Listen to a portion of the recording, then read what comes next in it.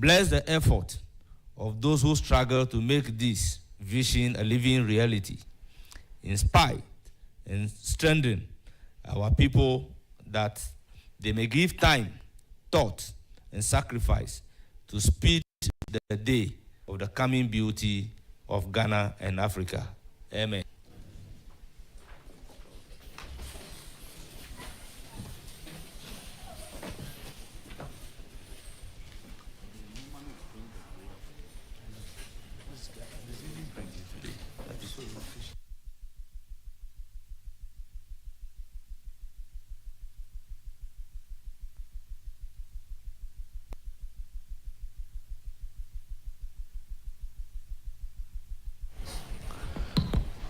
Honorable members, based on the nomination by the communication from the President, we have before us today Honorable Kwame Agbodza as Minister Designate for Roads and Transports, Roads and Highways. Thereafter, we shall have Honorable Haruna Idrisu, Minister Designate for Education, and Honorable Eriko Poku, Minister Designate for Food and Agriculture. Honorable members, we've agreed to start the day with Honorable Governor Kwame Agbodza. Clerk, may you invite him to take the seat.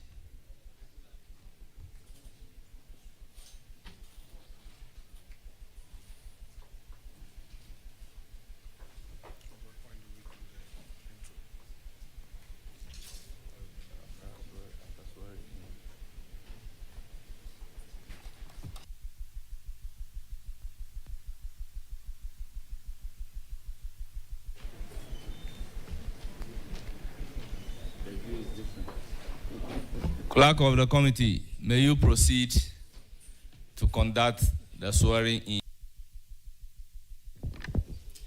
I hereby. Honorable nominee, your microphone, please.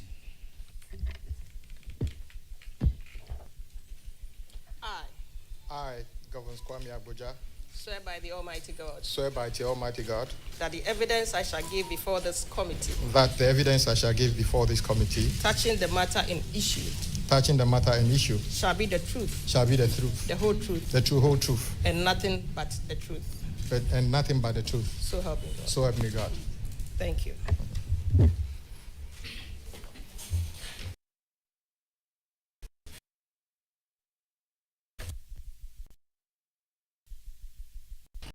Honorable members,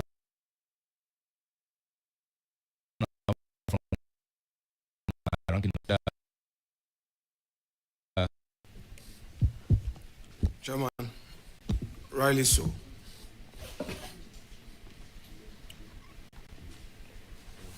On behalf of the Minority Caucus,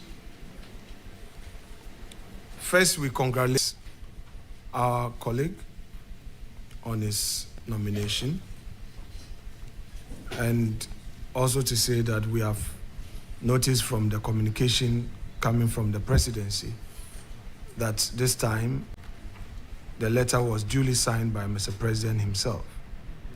Suffice to state that there is no cabinet yet.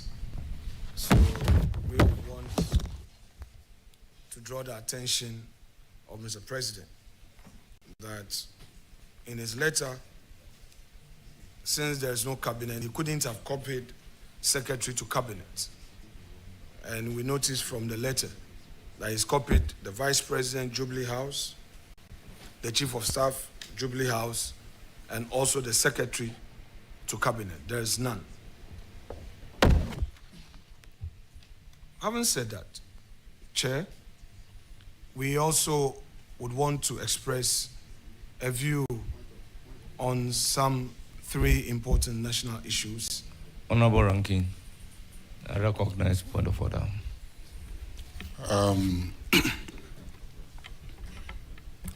The Constitution makes provision for a cabinet, and then it makes provision for appointing ministers to fill the cabinet. So the cabinet exists as an institution and has its secretary as ministers are being appointed to that cabinet.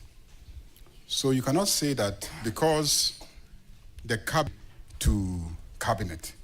I've worked at the office of the president before, and I know that there's an office there that have to be copied them so that they keep the records.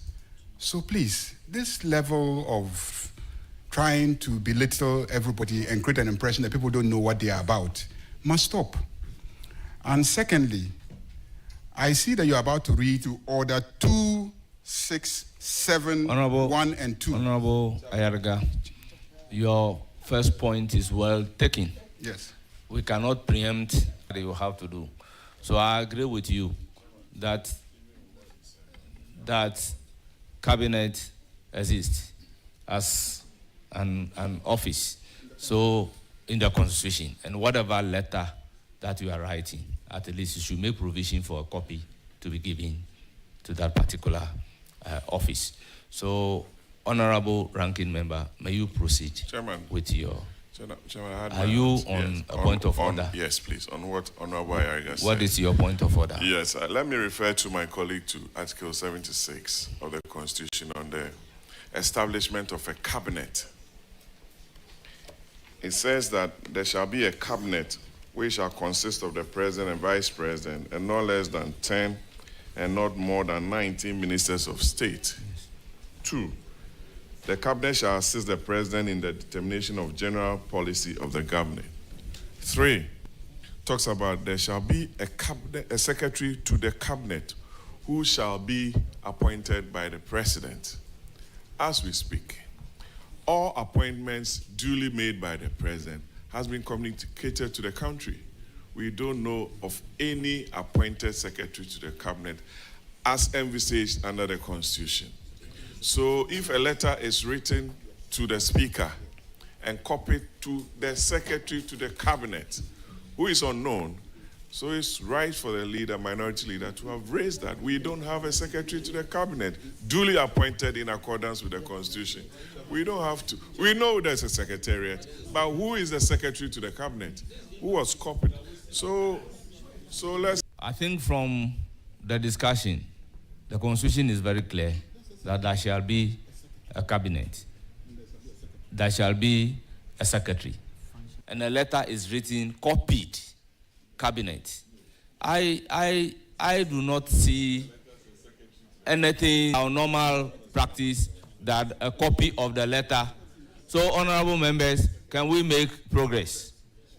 Is it on the same issue? No, honorable Whip, I do not think we should spend so much time on this issue. I am minded to give the floor to the ranking member to proceed. Too much time. Just an observation. Honorable Chief Whip. Honorable Chief Whip. Speaker, I am minded.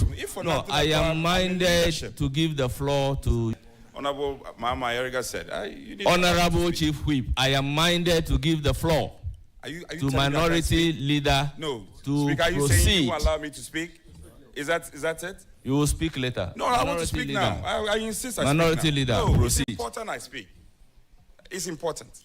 It's important. Yeah, so you should listen to me. You didn't say you want to speak on a point of order. But you should listen to me first. No, you raise a matter which is not right. Mr. J. Speaker, we cannot begin on this note. He made a point. If you just tolerate me just a minute, leader. He made a point that progress. Belittle. No.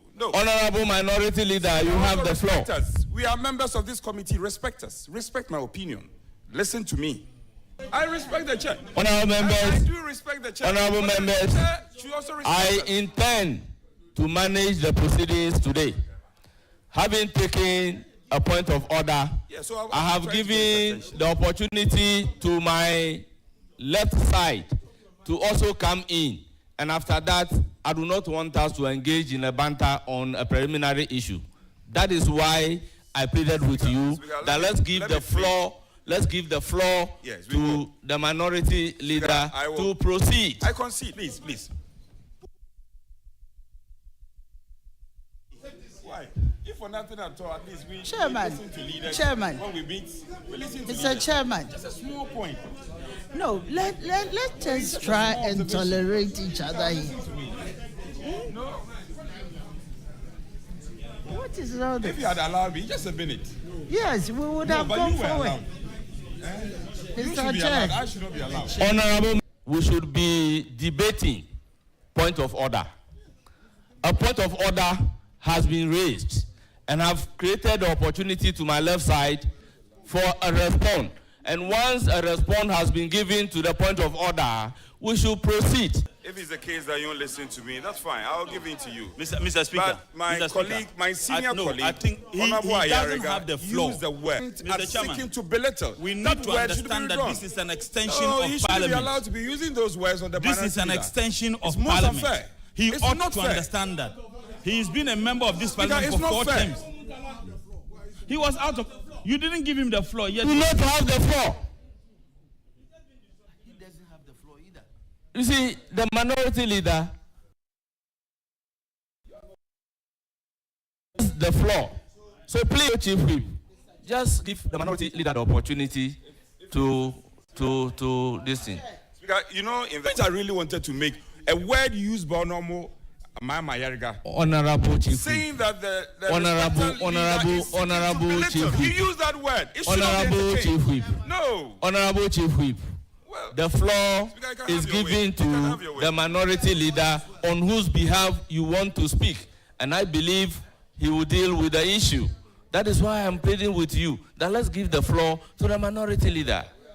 Yes. Honorable Chair, I think we on this committee, we try to respect each and everybody's view. There's something that we need to observe here. Let's try as much as possible to be tolerant to what we have been tolerant over the years. But why is it that this time around you want to gag and you don't want us to say what we have to say? Oh, no, please. Why, if you are not giving opportunity for people to express themselves, this is the floor of Parliament. Honorable Deputy Leader, with all due respect,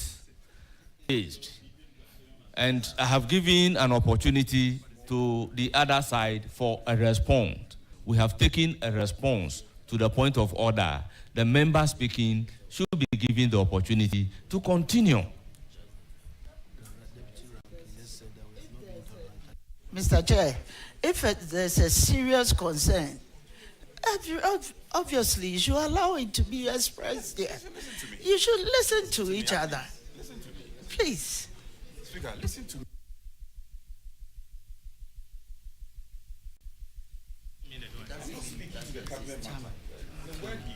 Honorable Minority Leader, you may please proceed.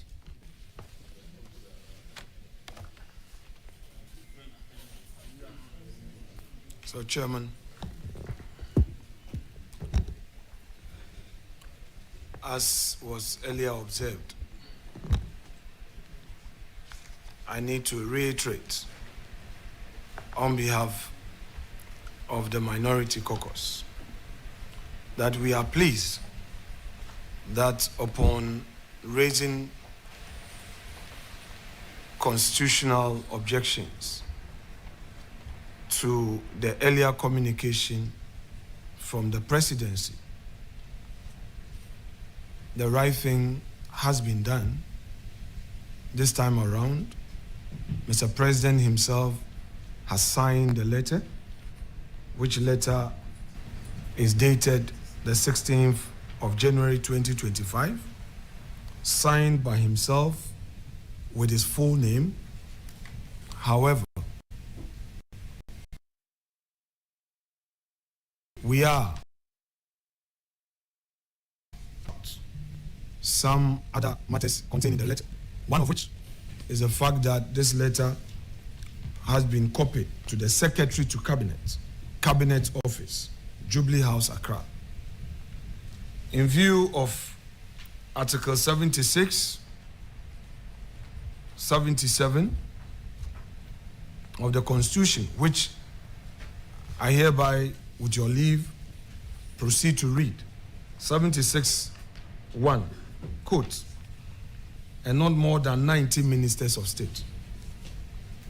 76(2), the cabinet shall assist the president in the determination of general policy of the government. 76(3), there shall be a secretary chairman. In our view as minority, there must first be a cabinet, second batch of nominees. In fact, none of the nominees earlier interviewed has had a report duly moved on the floor that Mr. President has appointed his secretary. We have become equally aware that Mr. President has appointed his chief of staff. We have become aware that Mr. President has appointed an advisor of constitutional importance. There is no such, that is a rule. The Constitution provides for a cabinet, and we agree that that cabinet would have a secretariat. But there is no such cabinet in place, and the president has not even announced the appointment of a secretary to cabinet yet to be formed. So, Mr. Chair, we insist that this is being done in good faith. It's our duty as minority to point out some of these things to government. This time, that major appointments, nominations, are being considered expeditiously, because our side is of the view that the government must be in shape to get. We are cooperating with government.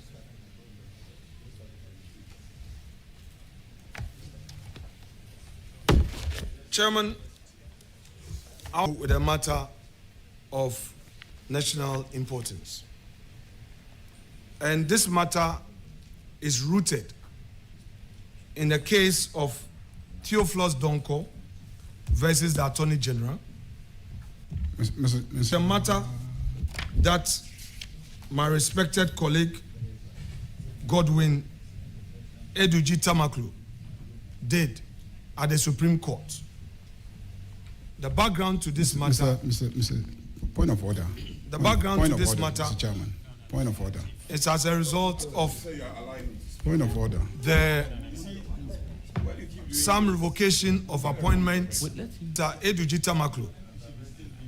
Certain chief executives who were appointed by the government, and for that matter, they were unsacked by mere operation of a change of government. This is what Chairman, I have a point of order. The court I have a point of order. Said. Okay, sure. All right. Chairman, if you want to... I recognize Honorable Yarega on a point of order. Mr. Chairman, the standing orders of the Republic of Ghana makes provision for the establishment of committees, subcommittees, ad hoc committees, and etc. And then it provides for the scope of deliberation.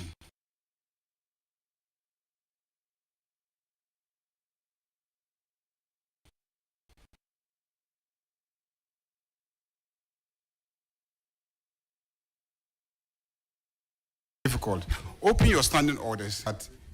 In the exercise of the oversight function of a committee, the committee may consider a matter within its mandate. A matter within its mandate. Number one. the deliberations of that committee shall be confined to that matter.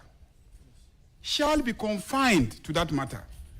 The Speaker has referred to us the nomination of Honorable Agbodza for the post of Minister for Roads, and he is before us for vetting. Our mandate is to stick to the nomination and processing, questioning him, and etc. What has that got to do with a case that relates to the appointment of chief executives? Are we considering the nomination of chief executive before this committee? Are we processing any chief executive before this committee?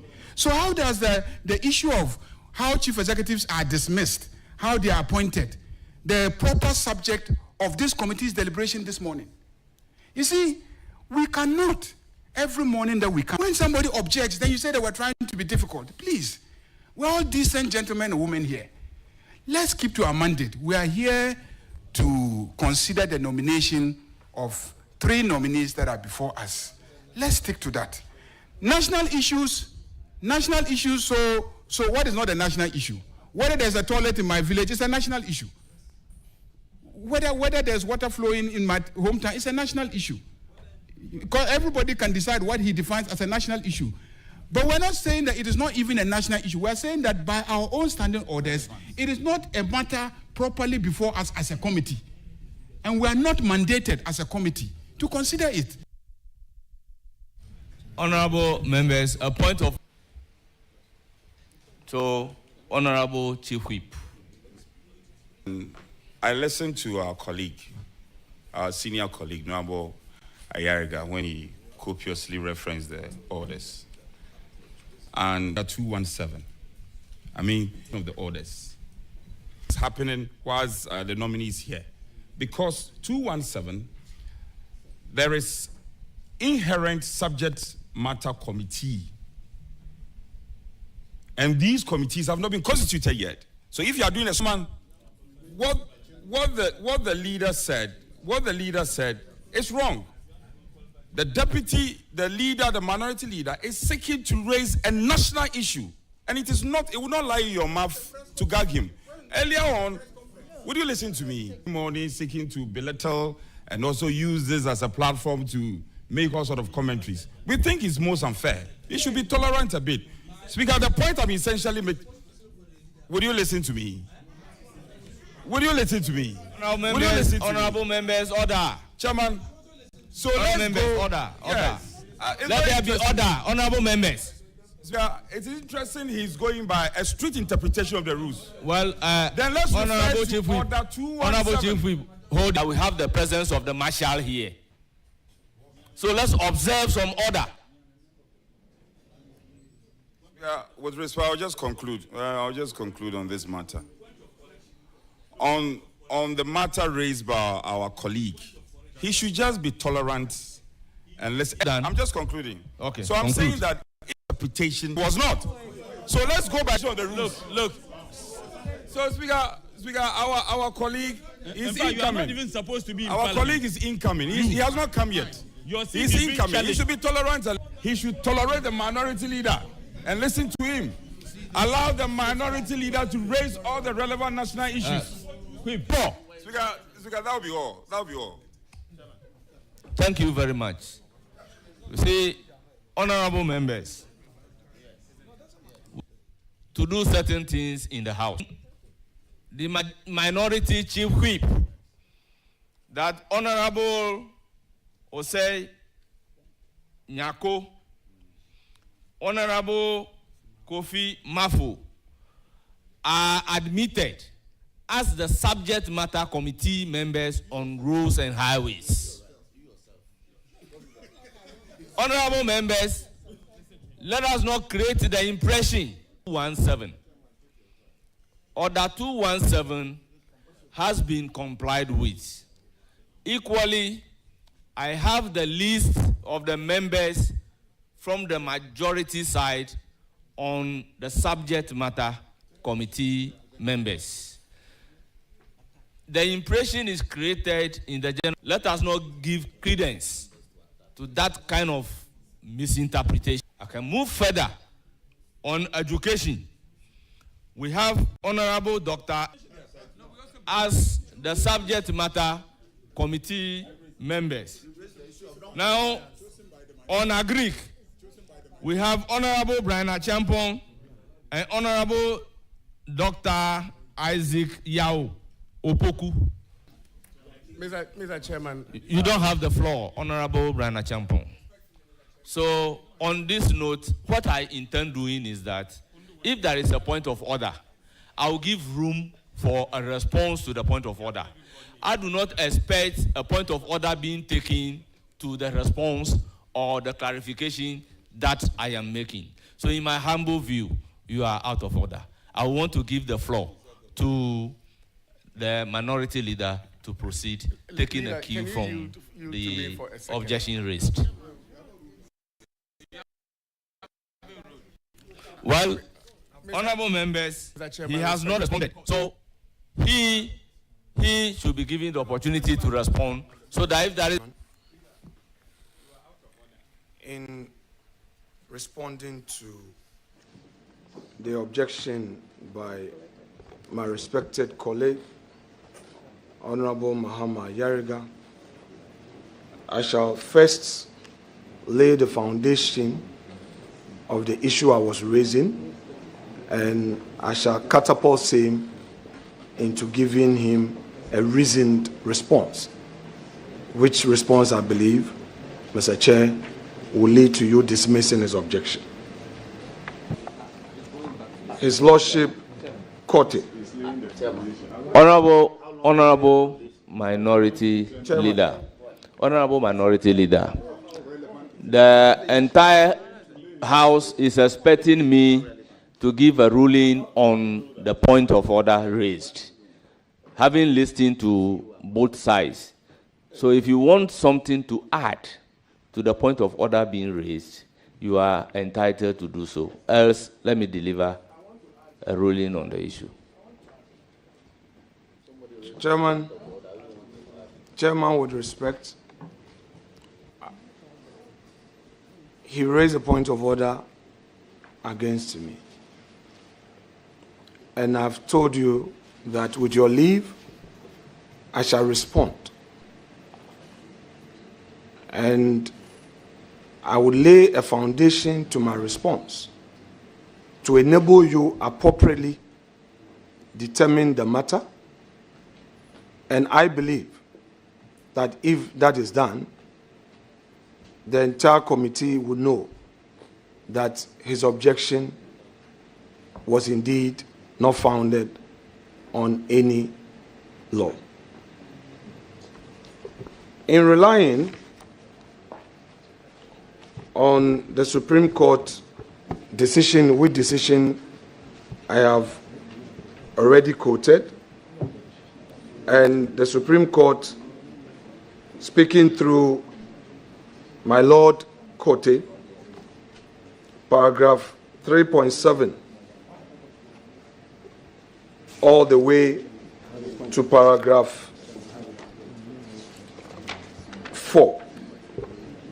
I read, the Republic of Ghana is the sole majority or significant shareholder in a number of companies. These include Ghana Airport Company Limited, GCB Limited. Honorable Minority Leader, the point of order for consideration is that Order 267 is clear. When a matter is referred to a committee, the committee must confine itself to the matter before the committee. The issue that you are raising relating to a Supreme Court judgment doesn't relate to the matter referred to the committee.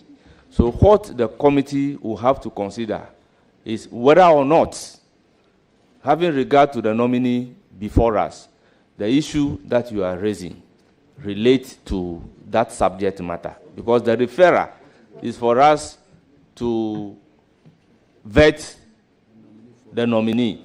The issue you are raising has to do with the appointment of chief executives. So, if you want to respond, honorable members, order. Honorable members, order. Honorable members, can you listen to the chair in silence? So, your response Speaker, to the point of order should Chairman, take you need into to allow the consideration. leader to speak. Should take into consideration. Chairman, you need the to point allow of the order leader to speak. being I mean, raised. it's total disagreement with you. Chairman, no. I'm not disrespecting raise him. his I will not disrespect him. Allow the man to make his point. Let him raise At his least, issue. let him It shouldn't speak. take 10 minutes. Let him speak. Abba. Honorable Another. We were here, Please, we observed. you were not recognized by the chair. I am not a first timer on this committee. You were not We recognized by observed what you did. Honorable. We observed what you did. You were not. We observed what Honorable Atufosi Honorable did. Another. The man wants to make his point. You These are keep making introductory this remarks. point about These are tolerance. just You keep introductory remarks. making You this can't tolerate point it. about You can't take tolerance. it. This Introductory behavior remarks, you is can't not take being it. tolerant. You are not respecting the chair. Kofi, have you been Respect recognized? the chair. Kofi, have you been recognized, Kofi? Yes, You know it. You know I respect the you chair. have not been recognized and you are equally interfering. It's not right. Honorable members, as the chair of the committee, a point of order has been raised within the meaning of our own standing orders. I'm therefore calling for a response in line with the point being raised.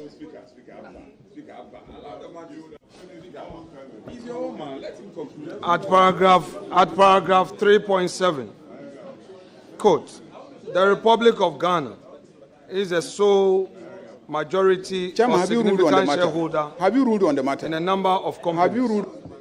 Honorable These members, include Ghana Airport Limited. honorable members, it appears the ranking member is not taking the guidance provided. The guidance is to the effect that a point of order has been raised to a specific issue supported by our own standing orders. I am not aware of these particular standing orders being waived. I am looking for a response to the point of order. But if he insists on going on without responding specifically to that particular issue, honorable members, this is my ruling.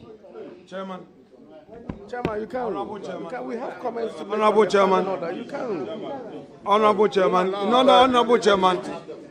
Honorable Chairman, with the greatest respect, I am as human as you are. The honorable member who raised the objection against me, as we are told, is going to be our new leader. He and I are going to work together. He knows, as a matter of fact. Nobody has communicated that to you that is going to. Very well, then I'll withdraw that. Yes, withdraw it. That's okay, that's all right, no problem. With the greatest, that's okay. That's all right. No problem. Chairman, I was giving my opening remarks. He's raised an objection to an aspect of the submission contained in my opening remarks. I am responding to him. My response to his objection is as of right. The chair must listen in silence to my response and thereafter make a ruling. Indeed, in silence. The chair must listen to my response. Mr. Chair, there's something that is very clear. When Honorable Ayerega had the opportunity, we all went quiet. My side, not a single soul opened his mouth because we felt he was raising a point that would require us to respond. We kept quiet. It is our turn to speak. We should be allowed to make our point. I'm responding to his point of order, and I've said I shall rely on a Supreme Court ruling to lay the foundation and use that to catapult the actual response. And so I should be allowed. And I have quoted the law, and I'm relying on the paragraph. Let me finish reading. When I finish, yes, don't worry. Don't worry. So let me finish. Mr. Speaker, Mr. Chair, I need to finish. So the Republic of Ghana is the sole majority or significant shareholder in a number of companies. These include the Ghana Airport Company Limited, GCB Bank Limited, Goyle Limited, State Housing Company Limited, and National Investment Bank Limited. These are not statutory boards or corporations. They are limited liability companies incorporated under the Companies Act. Some are listed on the stock exchange. Upon purposive interpretation, I recognize of Honorable Section 14 Amaboa of Act on 845. a point of order. Oh, when I'm responding to a point of order, Chairman, wait. Chairman, you are Chairman. Chairman, you are. The you are- reason I you raise are this a man point of order, procedure. I take I you am to order responding to- 267 of our standing orders. The deliberations this morning must be centered around our mandate. And our mandate this morning is to vet the Minister for Roads and House nominee, and all questions that is coming from the minority or the ranking member must be related to roads, relevant to roads and highways. And so, Chairman, I'm calling on you to rule respectfully, rule the ranking member that is completely out of order. Well, I believe the issue being raised by the Deputy Majority Leader is on point of relevance. I would urge the ranking member to take it into consideration in his response. Thank you very much, Chairman. I continue. Some are listed on the Ghana Stock Exchange. Upon purposive interpretation of Section 14 of Act 845, we hold that members of the governing boards of these companies and chief executives are not affected by Section 14 of Act 845. Members of the boards and chief executives of such companies shall only be removed in accordance with the articles of incorporation of the company and the Companies Act 1963. Section 14 and Majority Leader, are you on point of order? Governing bodies. Or point of information, or you want to interrupt? On point of order. Very well. Your interruption is less accommodating. Okay, no problem. Mr. Chairman. Mr. Chairman, we have traveled this road before. This will not be the first time we will vet a nominee. This will not be the end. And Mr. Chairman, at all times, we are guided by our standing orders. Our standing orders on this matter is so clear. Mr. Chairman, the orders of this House is clear that any time a committee, a matter has been referred to a committee, the committee must concentrate and deal with the matter before the committee. The minority leader is bringing in matters that relate to appointment and dismissal of chief executives. It has nothing to do with the matter before us. Mr. Chairman, this cannot be tolerated. This cannot be tolerated. The majority leader, the minority leader can at all times address the media or use other tools available to him as the minority leader to address his concerns. But he cannot use this platform to address matters that are irrelevant to what is before us. What he's talking about, Mr. Chairman, is irrelevant to the matter before us. And so we cannot entertain it. Mr. Chairman, I urge you to rule him completely out of order.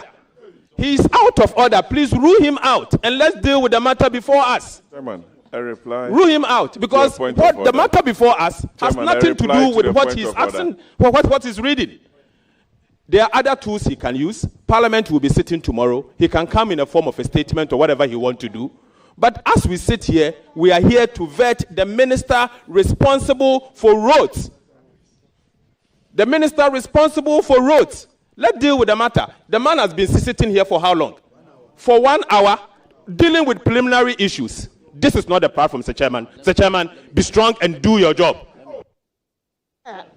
Mr. Chairman. Honorable members, I will recognize you. Honorable members, Honorable Brian Achampong, with all due respect, you are not a subject matter committee member for the appointment committee in relation to roads and highways. Therefore, you do not have the right and you cannot be given the platform to speak.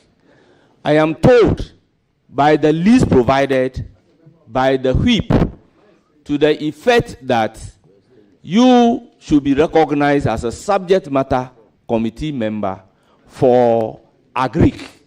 And I'm certainly going to give you the floor when you get to the vetting of Agric. The composition of the appointment committee is by Standing Order 217. It is clear that the committee is made up of 11 members, and the committee should be assisted by leadership of the subject matter committee. So once the minister designate before us is for roads and highways, the list submitted to me by the minority side to be the subject matter committee leadership members is what I am going to go by. That is why I have not given the floor to Muntala Mohammed to speak. Thank you very much. So all the other members should take note accordingly. Honorable Deputy. Thank you, Mr. Chairman. I'm very happy that our honorable leader, the outgoing leader of the majority side, mentioned the fact that the issues that are being raised relates to appointment of chief executives and everything. Our committee's name is Appointment Committee. If there are issues, no, let me tell you, it's not just whether ministers or not. What I believe that we need to be tolerant with each other. Let people, it's a preliminary issues that he's raising, and he should be given the chance. If there are some flaws in appointment, I think that one we should listen to. You cannot rule him out. I recognize Honorable Roxanne Nelson. Chairman, thank you very much. Chairman, first of all, there's no rule of this House that demands that the ranking member to the appointment committee must necessarily and willingly deliver an opening remark. It is not binding at all times. So if the invitation is a courtesy, if he continues to abuse the courtesy, it has to be withdrawn. And he's aggressively abusing this courtesy in a very prolonged manner. So I suggest that that courtesy be withdrawn. So we deal with the matter at hand. If he gets his turn to ask questions, he could frame the issues he's raising in the form of a question directed at the nominee. If the nominee is minded, he will respond. If it's not, he may not answer. Look, in Boefio versus NTHC, where a procedure is provided for a thing to be done, it is that procedure that must be applied. He's using a wrong forum to deal with a matter that he thinks strongly about. He should go to court. This is not the forum convenience. With all due respect, Mr. Chairman.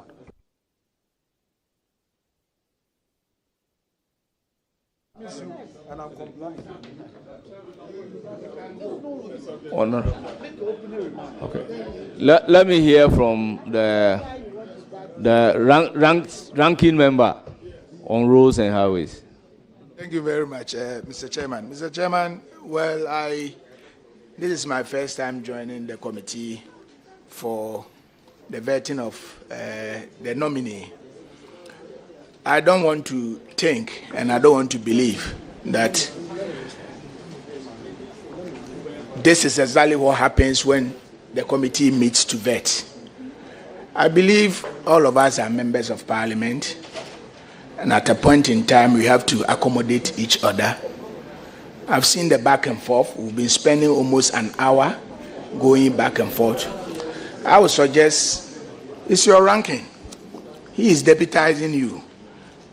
Just give him, well, assist, whether yes, he is assisting, whether he's deputizing or assisting him. That is the ranking. It's a very important. It's a very important member of the committee. And I will plead with you, Mr. Chairman, if it is 5 minutes, 10 minutes, we have been raising point of order back and forth on this matter. Just give him 5 minutes to wrap up and let us move on. Other than that, well, honorable members, yes, I have listened to all of you, and I'm inclined to say that it is trite learning. When a procedure is set down for a right to be exercised, it is that procedure alone that must be used in exercising the right. He mentioned the case of Boyfio versus NTAC. I want to add the principles established in the case of Ashcam versus Karam. It is also true that when a matter is referred to the committee must limit itself to the referrer. The referrer to the appointment committee has nothing to do with the appointment of chief executives. I believe it is for a stated reason that the framers of the Constitution does not allow chief executives to be vetted by Parliament. It is for a stated reason that our standing orders do not allow vetting of the chief executives. So any issue relating to the appointment of chief executives, it is not a matter for consideration by the appointment committee.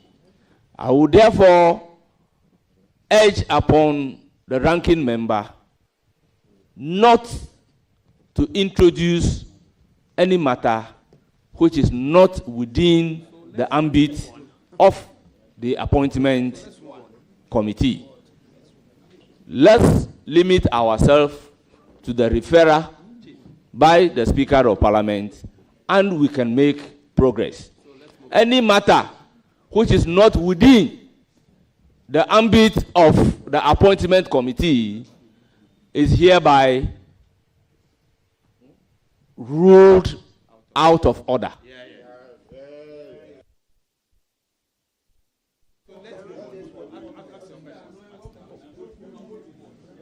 Chairman.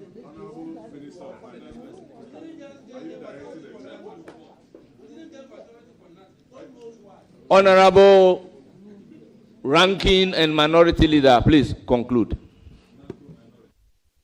Chairman. Chairman, I am happy that you have referred to some Supreme Court rulings, and my respected colleague Roxanne Defiamapo also referred to a Supreme Court decision in his submission. I will therefore rely on the same right to proceed in my response to the objection you gave by relying on the Supreme Court, Honorable ruling Ranking, that I was reading. Honorable Ranking. Chairman. Honorable Ranking Member, I believed my ruling is loud and clear. So limit yourself to the mandate of the committee, please, with all due respect.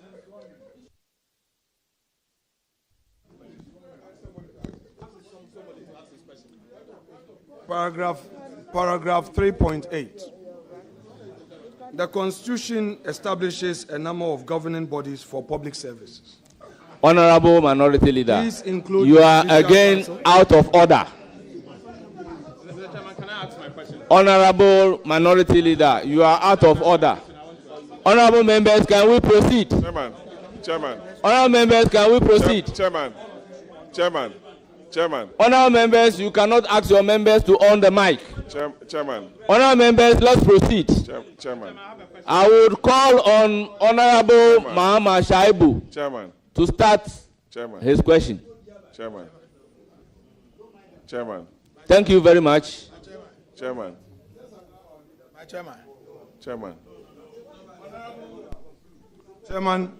Chairman, I have objections.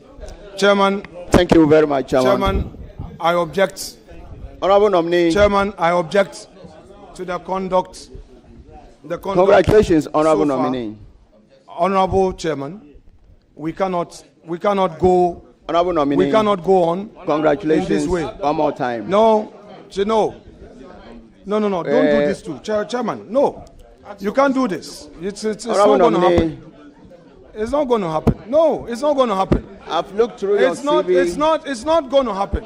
The question Chairman, of competence. It's not going to happen. It's not in doubt. I've accorded you every courtesy. Honorable Nominee. We've accorded you every courtesy. May you listen to me? We've accorded you every Honorable courtesy. Nominee, the former roads minister. Chairman, we have accorded every courtesy.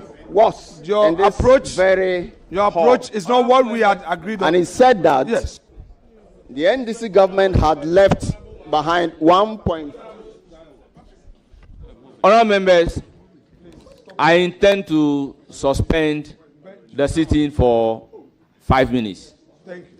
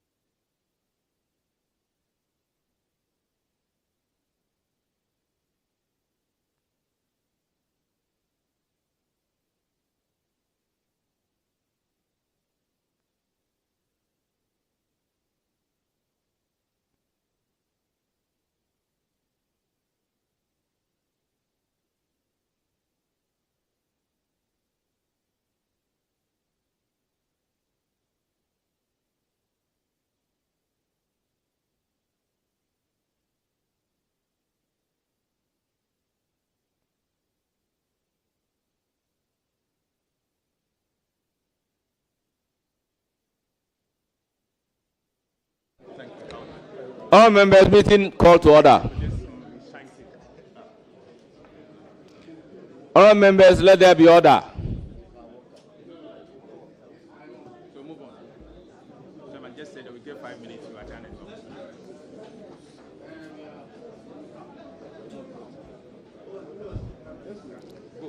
All members, the meeting was suspended for 5 minutes. The 5 minutes is over. I intend to proceed. Honorable Mahama Shaibu, you have the floor. Most grateful, Mr. Speaker, Mr. Chairman. Honorable Nominee, congratulations on your well-deserved appointment. Thank you, Chairman. My first question to you, of course, I won't talk about your competence. You've done that a lot. Has to do with the road sector debt. In this very room, your predecessor, the Honorable Amakwata, when he was being vetted, he was asked a simple question, that what debt was left behind in the ministry for the ensuing government. Then he was straightforward. He said there was a huge debt of 1.56 billion Ghana cedis that was left for them to clear. Can you tell us what the current status of the road sector debt is? Thank you. Thank you, Chairman. Yes, indeed. I remember the exact time, sometime in 2017. And when my very good friend, the former Minister of Roads and Highways, was being vetted. Chairman, with respect, Honorable Nominee, with the greatest respect, Honorable Nominee, with the greatest respect, I seek the indulgence of Chairman with the greatest respect. Chairman. Honorable Ranking and Minority Leader, you do not have the floor. Chairman. You don't have the floor now. Chairman. Now you don't have the floor. Chairman. Allow Honorable Mahama Shaibu to conclude. Then I can give you the floor. Chairman, allow. Don't raise your voice. Just Chairman, allow. Don't raise your voice. I am not raising my voice at you. No, if you raise your voice, no. We had before you suspended sitting for 5 minutes. You called me for a discussion. I told you that I was having a discussion with my caucus, and then I come. We did not spend more than 5 minutes. Chairman, let's operate in good faith. You had called me. I said, give me a moment. I will join you. Then the next moment, you've come to start. Chairman, I want to register this protest that you have proceeded in bad faith. It is not the understanding we had. It's not the understanding we had. We got to a point where I was responding to a point of order. You came in rudely to say that you have ruled. Yes. Honorable member. To say that you have ruled. Honorable member. Chairman. Honorable member. You should be guided by the rules that in this house you don't use insulting, disparaging, and abusing language. At our first sitting, when a backbencher said I was rudely interrupted, you are raising your voice. Chairman, the ruling of the speaker. Chairman, bring down your voice. Bring down your voice. Bring down your voice. Bring down your voice. Bring down your voice. Honourable members, at our last sitting, when a backbencher used the word rudely interrupted, we all observed that the speaker ordered her to withdraw the word and apologize. I do not foresee former majority leader, now minority leader, to repeat the word rudely. Such a conduct will not be tolerated. I therefore urge upon him to withdraw the word rudely and apologize. Chairman, all your colleagues, including you, have been rude to me this morning. You have been very rude. You have been extremely rude. Chairman, we started, you courteously gave me the opportunity to give my opening remarks. In the process, Honorable Ayariga came in. In the process, Honorable Roxanne Dafiamakpo came in. In the process, you had the majority leader himself. No, Mr. Chair, if you allow. Mr. Chair, if you allow. Point of order. We have had situations where, whilst I was responding, your colleagues came in rudely. I kept quiet. You again said we should have a moment outside to have a discussion. Then out of the blue, you come in to give the floor to Honorable Ahmed Shaibu. Mr. Chair, I told you that you rudely interrupted my submission when you had given the opportunity. Again, you realize that Honorable Ahmed Kofi-Boah, without giving him the opportunity, he came in to interrupt. Even the Honorable Ayariga, on 2 occasions, he interrupted, and I kept my calm. Chairman, it is upon the two of us to steer the affairs of this committee. I think that as chair, I didn't say co-chair. You see, Chairman, you see the rude interruption? Chairman, you see the rude interruption? They will not listen. Chairman, your members will not listen. We listen to you. They will not listen to us. We listen to you. They don't listen to us. Mr. Chairman, we listen to you. You don't listen to. I'm not saying, Chairman. Let me finish. Chairman, I am. No. But you.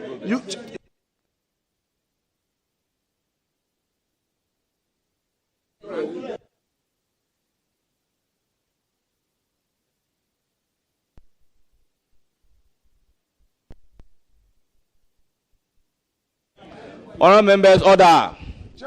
Honourable members, order. Honourable Muntala Mohammed, the ruling that I have given in respect of Brian Achampong applies to you. So here you remain silent. I have the list here. Thank you, Chairman. Chairman, my view. Chairman, my view is that the approach being adopted by the majority is unacceptable. Very unacceptable. Let me correct the record. Honorable Muntala, I have checked the records, and you are here as a subject matter committee leader for roads and highways. So I apologize to you, and honorable leader, he's here on a point of order. Let me listen to him as a member of the committee. Mr. Chairman, I raise my hand on point of relevance. Mr. Chairman, this committee is an extension of Parliament. So the rules and regulations governing the conduct of every single one of us on the floor is the same thing that must govern our conduct here. Nobody has any right to start speaking when he is not asked to do so by the chair. I get the sense that everybody does what he or she wants. More so when they put on the mic. Of course, even at plenary, you can make any comment as long as you don't speak in the speaker. When you are not recorded, every single statement that is made here Every single statement, the difference between myself and you is that I attended side too, but I'm here with you, sharing the same. Yes, see that you've forgotten. Yes, see that we are here. So, Mr. Chairman, I'm saying that nobody has any right to make any comment except that he is given the opportunity to do so by the Speaker. When you gave your ruling, that should be the end of any discussion on the matter. And I'm surprised that my good friend, Honorable Afenyo Markins, this is his fourth term. I came to Parliament with him. I expect him he understands the rules. He has been the majority leader. He should be the last person who should be engaged in disregarding the rules governing the conduct of members of Parliament, most members of this committee. So I'll urge him, once the Speaker has given his ruling, that should be the end. If he has any comment to make, he can do so after we have even, we left this particular process. He can do so. He would have the opportunity to make his closing remarks. He would have the resume, if you like, of the person. Nothing. So I would urge my good friend, Honorable Afenyo. Thank you very much, Honorable Mutala. The regulations. The point is well taken. Honorable Ranking Member.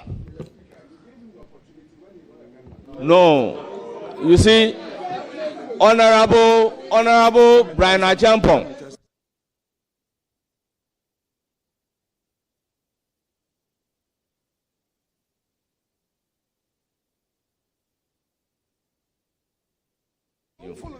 Honorable members, order. I apologize to him because I've not advented my mind to the list before me. And by adventing my mind to the list, he's here in his capacity as a leader for the subject matter committee, which is roads and highways. That is why I have given him the floor to speak. Honorable members, the issue on the floor is that Honorable Ranking and Minority Leader use unparliamentary language, to which rudely interrupted, which is similar to what a backbencher has done the day of our very first sitting. He was asked to withdraw and apologize. Similarly, taking a lesson from that, having used the same word, I am urging upon him to honorably withdraw the unparliamentary language, apologize, and let's make progress. Chairman, the context of the use of the phrase rudely interrupted did not amount to disrespect. No, let me finish. Chairman, you see, we all keep our calm, but you don't look to your right. You know what is happening to your right. Please. Chairman, the rate at which I get interrupted is very unacceptable. However, if as you sit to my right as a chair, you feel that the phrase is unacceptable, I think that it's appropriate that same is taken back, and to express my key concern to you that the rate at which I am being interrupted is unacceptable. Chairman, having said that, I would want to say that the purpose for which. So, honorable members, the word rudely interrupted should be expunged from the record. Thank you, Chairman. Chairman, that said, I believe that you called off the meeting to enable us address a few issues. We had gone into caucus for just 5 minutes, and we were to come back to you so that we resolve the matters, the reason you call off the meeting, so that we make progress. Chairman, I would plead with you that the approach should be such that all of us will be satisfied. There was a good reason for you saying that we should suspend sitting. Without engagement, you came in to start the meeting. Chairman, I would want to urge upon you to let us resolve the matter and then have a peaceful start. Thank you very much. But Honorable Minority Leader and then Ranking, with all due respect, we have a relationship. The meeting was suspended for 5 minutes, particularly for you and I to engage. I took the lead outside, waiting for you. Honorable Brian Champon, you are being interruptive. I don't expect this from you. I don't expect this from you. Please, former minister, I don't expect this from you. When I walk out, I was waiting for you. You did not come to tell me anything. I only heard that you want 2 minutes and have waited there when the public is aware that I have given 5 minutes. I've therefore decided to resume duty after the expiration of the 5 minutes. That was what really happened. So, honorable members, with all due respect, the majority chief whip, minister designate for roads and highways, have been sitting close to 2 hours. Can we make progress? With all due respect, can we make progress? The preliminary issues have taken close to 2 hours, which should not be the case. So, honorable chief whip, I plead with you to give me the opportunity to continue with the proceedings. You will have your turn very soon. So, Honorable Shaibu, please proceed. Mr. Nominee, you may continue to answer the question. Or if you want me to repeat it, that's fine. Yeah. So I had stated clearly that a few years ago, your predecessor, the Honorable Amoakwata, was in this very hall answering questions at his vetting. He intimated that 1.56 billion Ghana cedis was in the road sector debt that was left behind for them to clear. I trust that they would have cleared all by now. What is the status as we speak? Thank you. Thank you, Chairman. Once again, I thank my colleagues for giving me the opportunity to appear before them. Yes, the question asked by my respected colleague is something the whole country must pay attention to. Indeed, in 2017, our respected colleague, who is no longer a member of parliament, in his word, was alarmed by the fact that the NDC government was leaving a commitment debt of 17 billion Ghana cedi in the road sector and 1.5 billion cedi that being certificates approved, which were not paid. At the transition committee, it turns out that as of today, I've not been to the ministry yet, what they presented to the committee, the NPP government is leaving a minimum of 100 billion Ghana cedi commitment. What you should be worried about, though, is that in that same document, they are saying that certificates unpaid as of today from GOG amounts to about 20 billion Ghana cedis. The ones with road fund is about 15 billion Ghana cedi. What you should be more worried about, my brothers and sisters and colleagues listening to us from outside of this hall, is that if you take the indebtedness up to 2025, which is the road fund debt alone, out of the 15 billion, look at these details.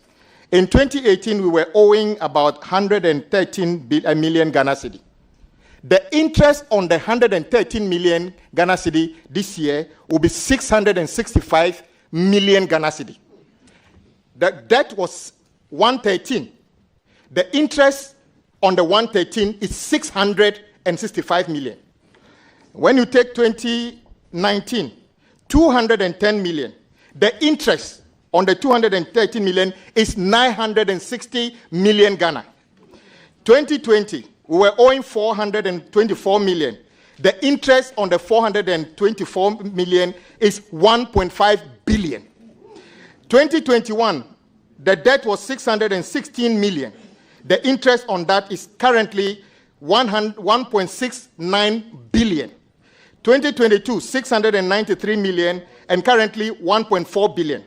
The question is, how do I explain this to the taxpayers in Adaklu? That we owe 113 million, and the interest on the 113 million is 665 million. I believe the issues about the road sector concerns all of us. Everybody here wants better road to our communities. These are not monies that have been thrown away, but it's because of the way contracts are written in this country, which says that if somebody raises a certificate and you don't pay after a period of time, 30% interest accrues on it. So this, as a result of the 30%, we are made to pay 15 billion on road fund alone. The question is, the 20 billion that is, GOG, what will be the interest on that? Nobody knows. If the interest on 4 billion is together is 15 billion, imagine what it will be. So I believe the way forward, if I am approved by this House, is to sit down with the finance minister to see how we can deal with it. This cannot continue. This is not value to Ghana. This is not value to the contractor. This is money being wasted. We cannot accept that you owe somebody 4 billion, and in this year, you are going to pay a total of 15 billion, that is principal plus interest. This cannot continue. This is something that the Ghanaian taxpayer, it means that today, if you collect 10 billion tax today, you are going to give the 10 billion tax as tax waivers, which is not tax waivers, like interest, which is nothing. So, Honorable Chairman, this is a very serious matter, and I want all countrymen and women to avert our minds to it. This is not about NDC or NPP. Like I said, these road projects are in our communities. So how we deal with it is something that must attract the attention of our country so that we put a stop to it. This is not sustainable. Thank you, Chairman. Thank you very much, Honorable Shaibu. By the rules, you have one follow-up question relating to the answer provided. Do you have any follow-up? Yes, Mr. Chairman. So please proceed with your follow-up. Honorable Nominee, you have stated clearly that interest is one of the biggest problems that we have. If you look at the composition of the debt, understandably, you don't expect a contractor who has gone to borrow at 50% interest to do your work, and then you expect him not to add whatever he has on it. So is it a question of contracting which you intend to look at, or a question of looking for other sources of funding to pay off contractors as quickly as possible? Thank you. Thank you, Chairman. It's both. Indeed, not every contract in our country attracts interest in terms of delays. So, and I also agree with you that when a contractor gets a project and is encouraged to go and borrow money to execute that project, and he goes to borrow money and is paying interest, and when he raises certificate and is not paid, of course, the bank is expecting him to pay the principal plus the interest. But what I'm saying is that this cannot continue. I don't know how the finance minister is going to fund this, because I foresee easily a situation where he's going to have to find 50 billion. And out of that 50 billion, majority of that money is not work done in your community or my community. It's interest. And I don't think Ghanaians will be happy with any of us. So the finance minister's responsibility will be to sit down with the sector ministers to deal with this unsustainable interest compounding daily, including today, so that we can make it possible for us to derive value for the monies we spend on our projects. Thank you, Chairman. Thank you very much, Honorable Chief Whip.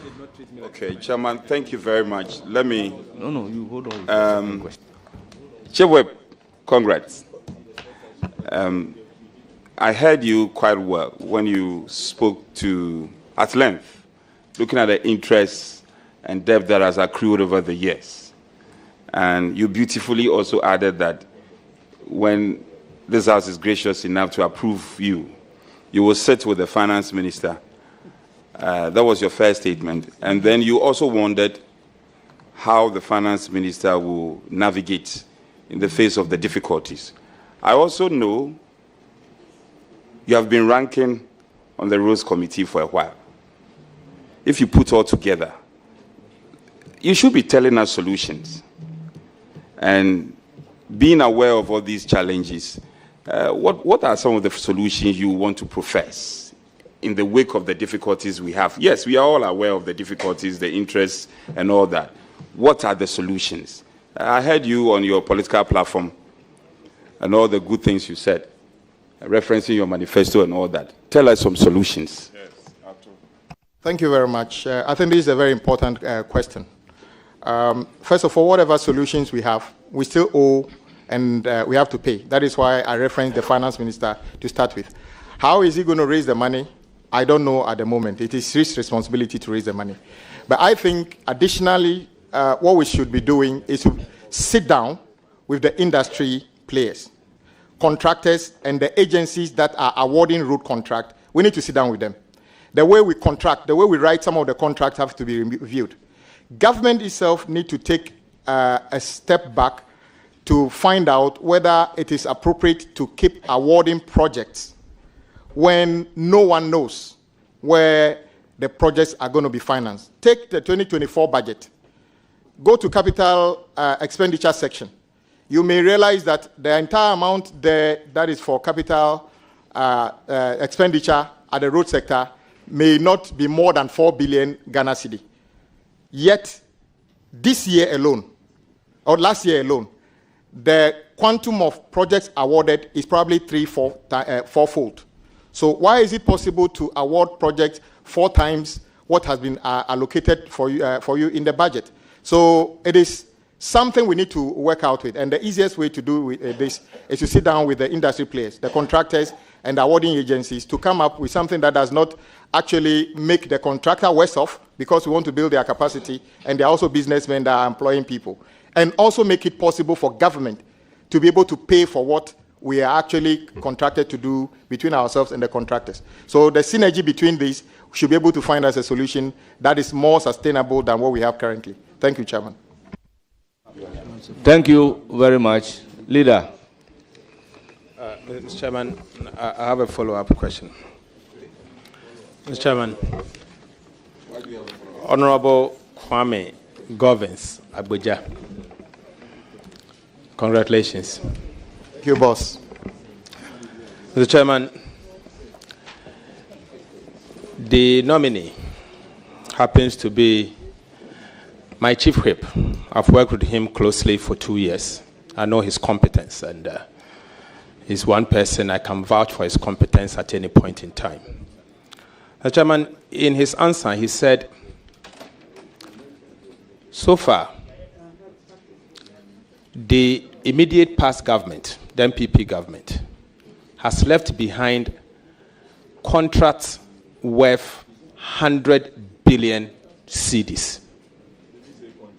Contract, commitment, it's contract. Commitment is contract. So you don't just commit, you commit through contracts. So contracts through 100 billion cedis. And apart from that, you have 20 billion Ghana cedis being unpaid certificates, GOG, and 15 billion Ghana cedis unpaid certificate at the road fund. 100, 20, 15, 135 billion Ghana cedis. The national budget, the appropriations, is just in excess of 200 billion cedis. In excess of 200 billion cedis. 135 is approximately 60-something% of the whole budget, including wages, salaries, and everything, debt service, and everything.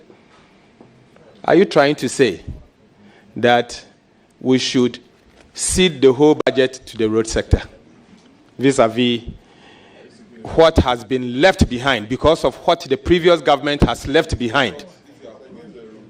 Previous government has left behind. The total road sector commitment and arrest is just enough for a whole year's budget. Is that what you are trying to say? Chairman, the situation is even worse than that. The 100 billion commitment, because the way to your own constituency, the rehabilitation and upgrading of Kaswa to Akoti Road, the contract sum is about 1 billion Ghana cedi. That's lot 1. And then that is kilometer 0 to kilometer 12. Akoti to Winneba, that leads to the respected minority leaders constituency. That one is 987 million Ghana cedi. The remark is that new figures to be agreed. What it means is that these figures are not stable. So the 100 billion I gave you is not cost to complete. This is the projected figure as of the time this report was prepared. So you would surely have to find extra money by the time you complete this project. So cost to complete will be more than this. Do I expect you to hand over the national budget to me? No, because education, healthcare, even the salaries of teachers and ourselves has to be paid as item 1 things. That is why I think the way out is to sit down. Maybe everybody involved in this must be prepared to take some level of responsibility. How we do it, I'll defer that to you as the finance minister. Thank you, Chairman. Thank you very much. Honorable Nyako, please note it down as your substantive question. If I will give you the floor very soon. Honorable Shaibu, your second substantive question. Chairman, most grateful. Honorable Nominee, one fine evening, we're seated and a Minister of State writes a letter asking that all toll booths and bridges be suspended without recourse to Parliament. First of all, I want to know your take. Legal or illegal? And what are the consequences? Then secondly, what is your position on the reintroduction of the toll booths? Thank you. Thank you, Chairman. The issue of road toll is a matter that has attracted national attention. Our side has been consistent. I must take this opportunity to actually commend a former colleague in this house, Honorable Ediomi. Some time ago, when Honorable, the former minister, Inusa Fuseni, was minister, the accrual that we could enhance that, which means more money will be made available to improve our road. Honorable Ediomi was the ranking at that time.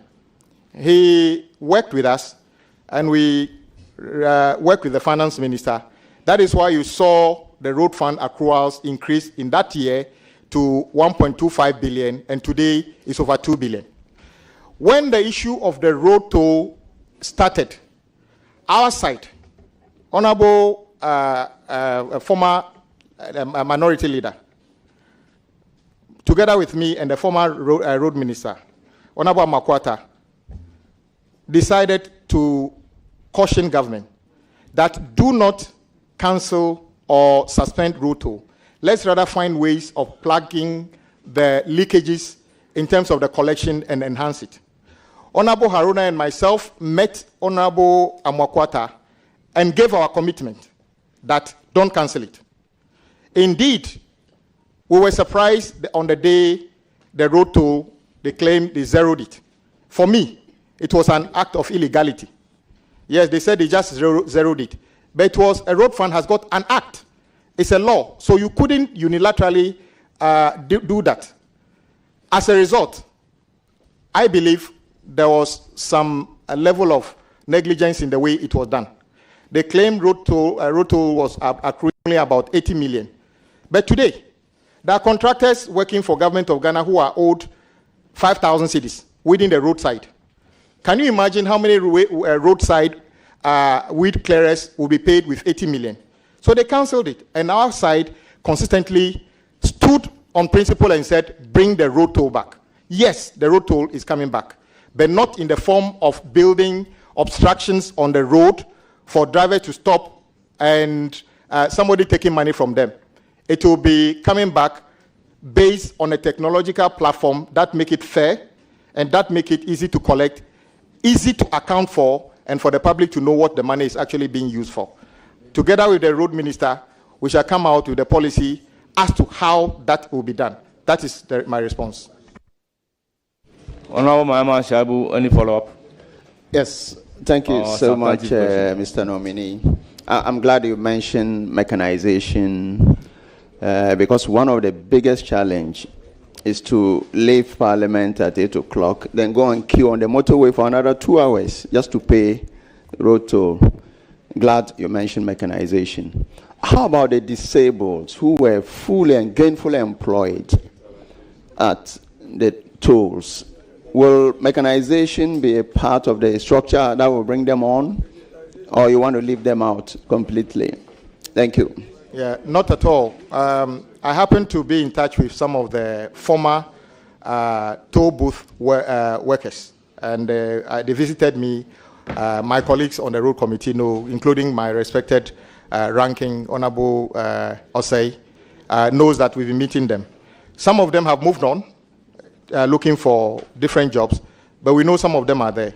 If we're going to run this on a new technological platform, we need to find out how many of them can actually participate, if they need retraining or whatever role they can play.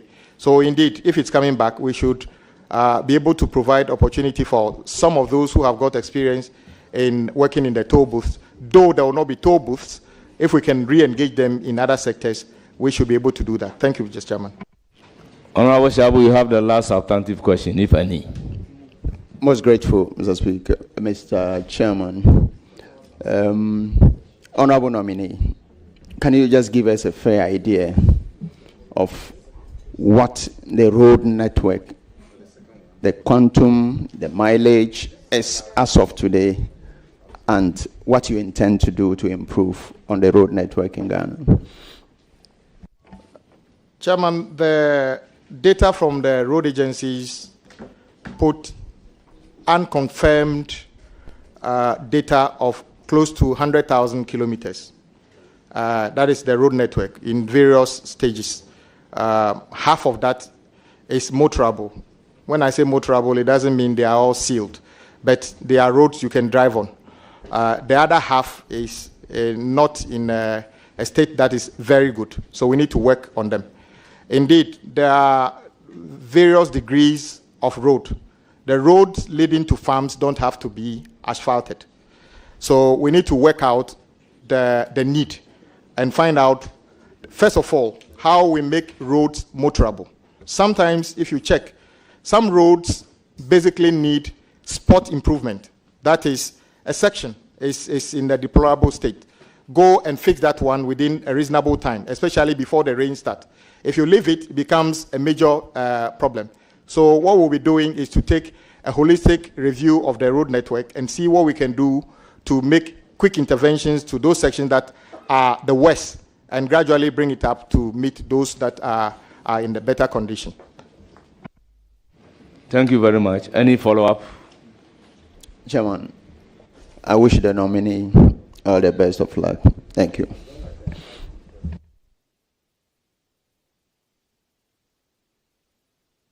Thank you very much. Honorable Chief Whip.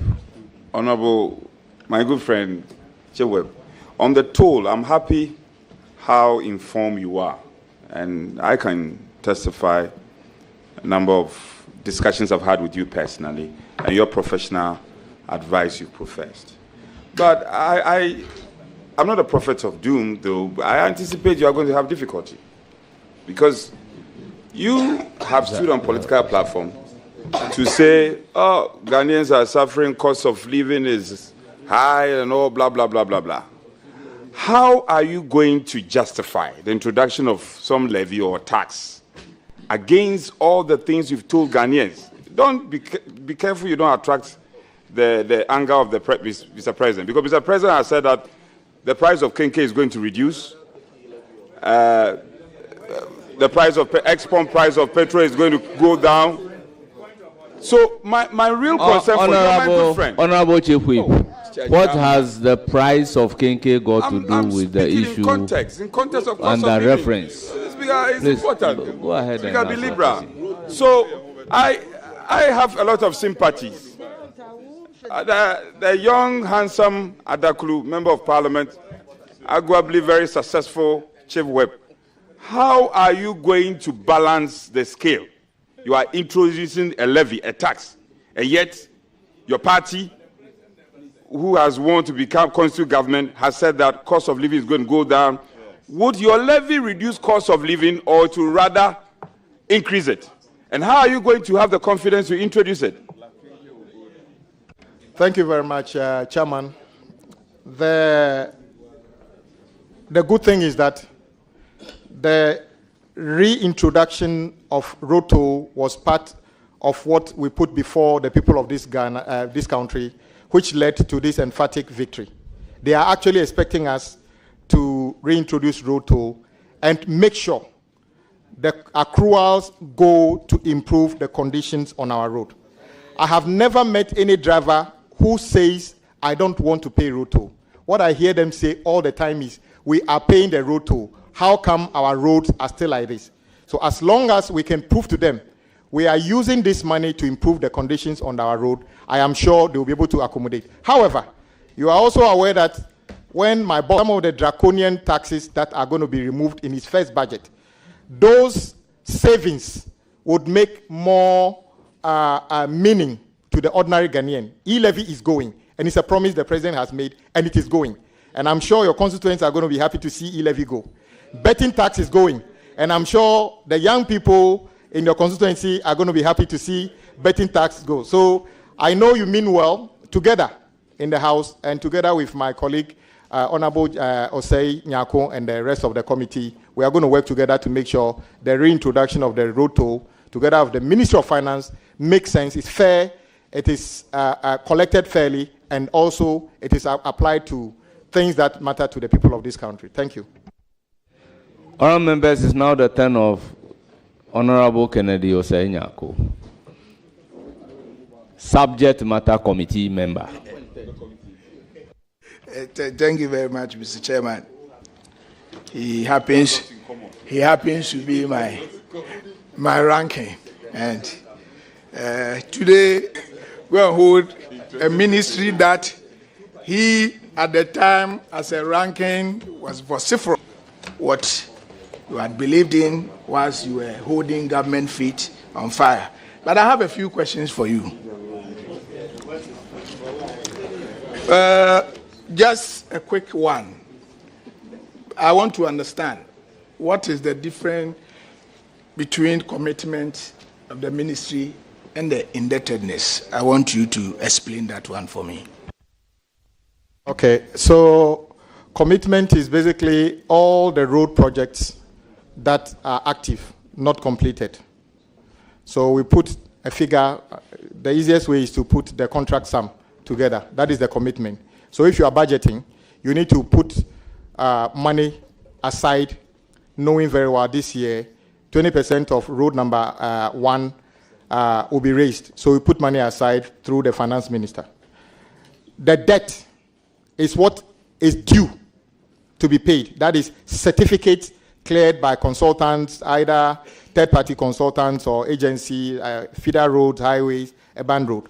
That means that you should be writing a check to the contractors or transferring money to them. So that is the difference. One is work on site or yet to be done or certified. The other one is certified work. That is the difference between commitment and debt. You say that Is it a supplementary or a substantive? Supplementary. Very well. Did I hear you say that the arrears, the current certificate unpaid is 15 billion? Did you say that? Not 15 billion. GOG. Based on documents provided to the transition team, GOG is in excess of 20 billion. And then, as you and I know, there are two main sources of payment to contractors in this country: road fund and GOG. And most contractors these days, in the past, it used to be people wishing their projects are under road fund because the accruals are known. But since the days of the capping of the road fund, and if I tell you the road fund story here, it's a very sorry story. Most contractors wish their projects are funded by GOG because then the finance minister is the one who pays. So GOG is currently about 20 billion, and interest plus capital for road fund is what is 15 billion. Okay. Any further question? Yes. Honorable Nominee, have you cited the presidential transition report on roads, and are you familiar with the figures in terms of certificate that is pending for the ministry to pay in terms of arrears? Have you cited it? The interesting thing about certificates is that even if you were to go to the ministry today and they give you a sum of money as money they owe in the morning, in the afternoon, you could find a different figure because contractors are working 24/7 and are raising certificates on daily basis. So they always say this is as of the time they give us. So that is why I'm saying to you, from the document we cited from the transition team, which is a ministry document, the figures are what I've put out. It could end up being more than this, or unless maybe they paid some huge amounts of money before producing this document, then it could be slightly less. Okay. Any further question? Yes. I think no. This is, please, the rule is that you ask one substantive question and you ask a follow-up. So this, so if you have done two, yes, no, you have a substantive question and a follow-up. Please, your last substantive question. Okay, thank you. Honorable Nominee, you and I know that the biggest challenge for the road ministry is in terms of funding gap. That is why each and every year they present their budget of about 16 or even sometimes beyond billion, but they ended up having only 4 billion. You are knowledgeable in that area. You have in-depth knowledge of the issues. What do you plan practically to do to address this funding gap issue that has bedeviled this ministry and making the work at the ministry a very difficult one? What do you plan to do? Yes, Chairman, my respected ranking and a good friend is right. From the matrix we have seen over the years, we have always argued that for us to be able to make a good impact on the road interventions, the country must be generating and setting aside between 6 to 10 billion cedis of our own money, not borrowed money. How do we fund this? If you speak to the former Minister of Roads and Highways, Honorable Makwata, you are aware we were close to having a national dialogue on how to fund roads and make it open to Ghanaians. How much can we pay to be able to get the quality of roads we need? Unfortunately, that engagement never took place before he left. And the new minister, our colleague in Parliament, Honorable Asenso, was also in the process. So there's a cohort of people who believe that we should engage Ghanaians on how we fund roads. Together with the committee and the Ministry of Finance, I think we should be plain to Ghanaians. We need to open up the discussion about how we fund roads in our country and make sure whatever agreement we have, the monies are applied. I have argued, and you know about it, when we tell people pay road tolls, and the people pay road tolls, and you take more than half of that money to do free SHS, If you want money for free SHS, ask for money for free SHS. I'm not saying free SHS is not necessary. But when you take money for road, apply that money for road interventions. So as long as we can do this and be open and honest to Ghanaians, whatever they agree, we apply to the roads, and then we can get some improvement. Thank you, Chairman. Thank you. Yes, your last supplementary question. Yes. Honorable Nominee, will you consider adopting a negligence liability period in our road contract to ensure that contractors who does shoddy jobs are taken on and ensure that they do the right thing? Will you consider that? Chairman, there are various reasons why we see what we call shoddy works on our roads. Many things account for that. Defect liability period on construction projects. But sometimes, especially if you watch asphaltic overlay, it embellishes the problem so neatly for few months that you may never know what is beneath. But after a few months, you realize that it has failed completely. Not only the contractors. I'm an architect by profession. If I practice elsewhere outside this country, the employer insists I take professional indemnity insurance before I touch his or her work.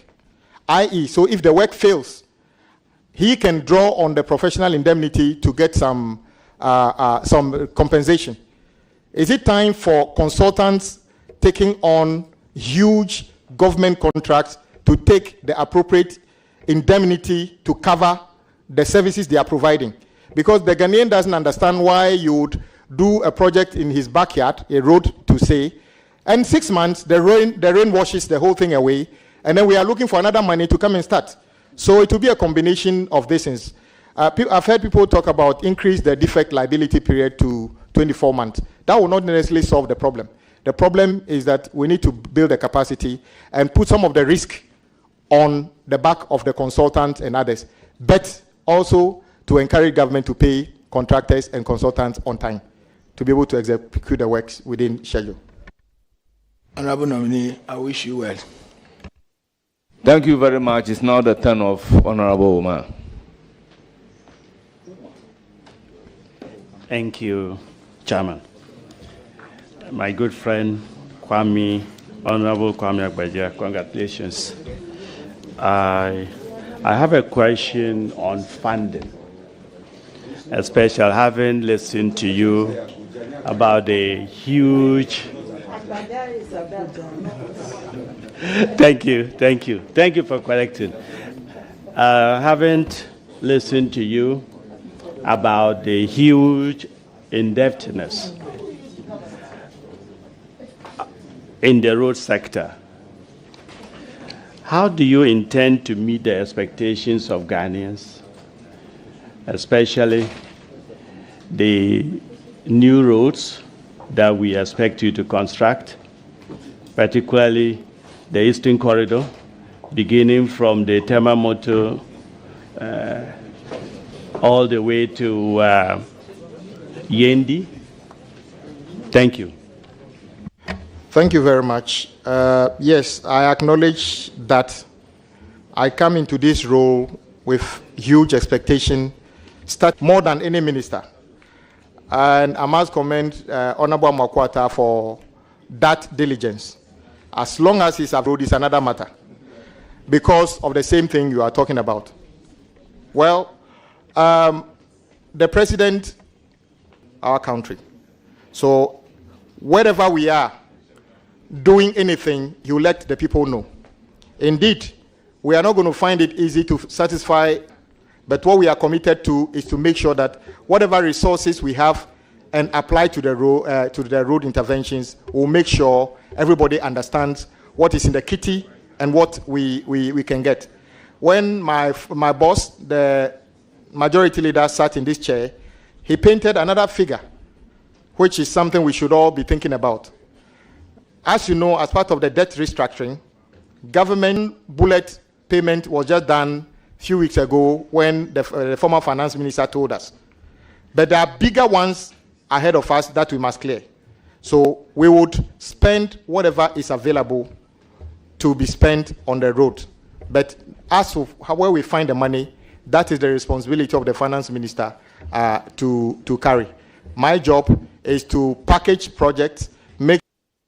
Thank you. Any more questions? Yes. If a follow-up, you are entitled to. Thank you. New funding methods, at least for us to have either a BOT or PPP roads from Accra using per usage, something like the one we have in the developed country, 10 pikes, so that it can help us speed up transportation network in Ghana. Yes, Mr. Chairman, I gave an indication regarding that when I spoke about the reintroduction of road toll. But I know funding would go beyond just road tolls. And so we are going to consider all those things, including other sources. But like I said, it is not for me to state all the sources that would accrue to road funding. That is the job of the finance minister. I was happy you mentioned Eastern Corridor as one of the things the president actually committed to.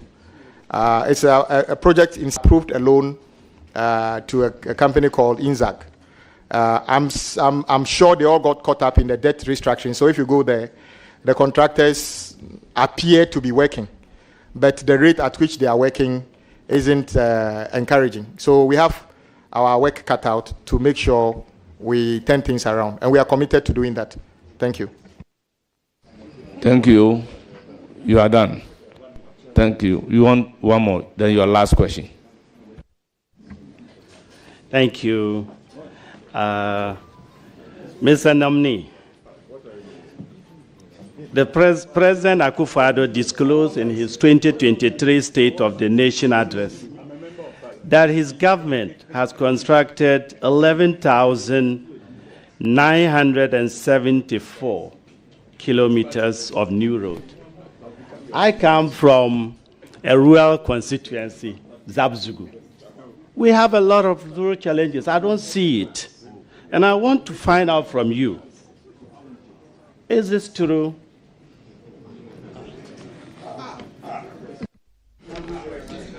Mr. Chairman, yes, I remember the president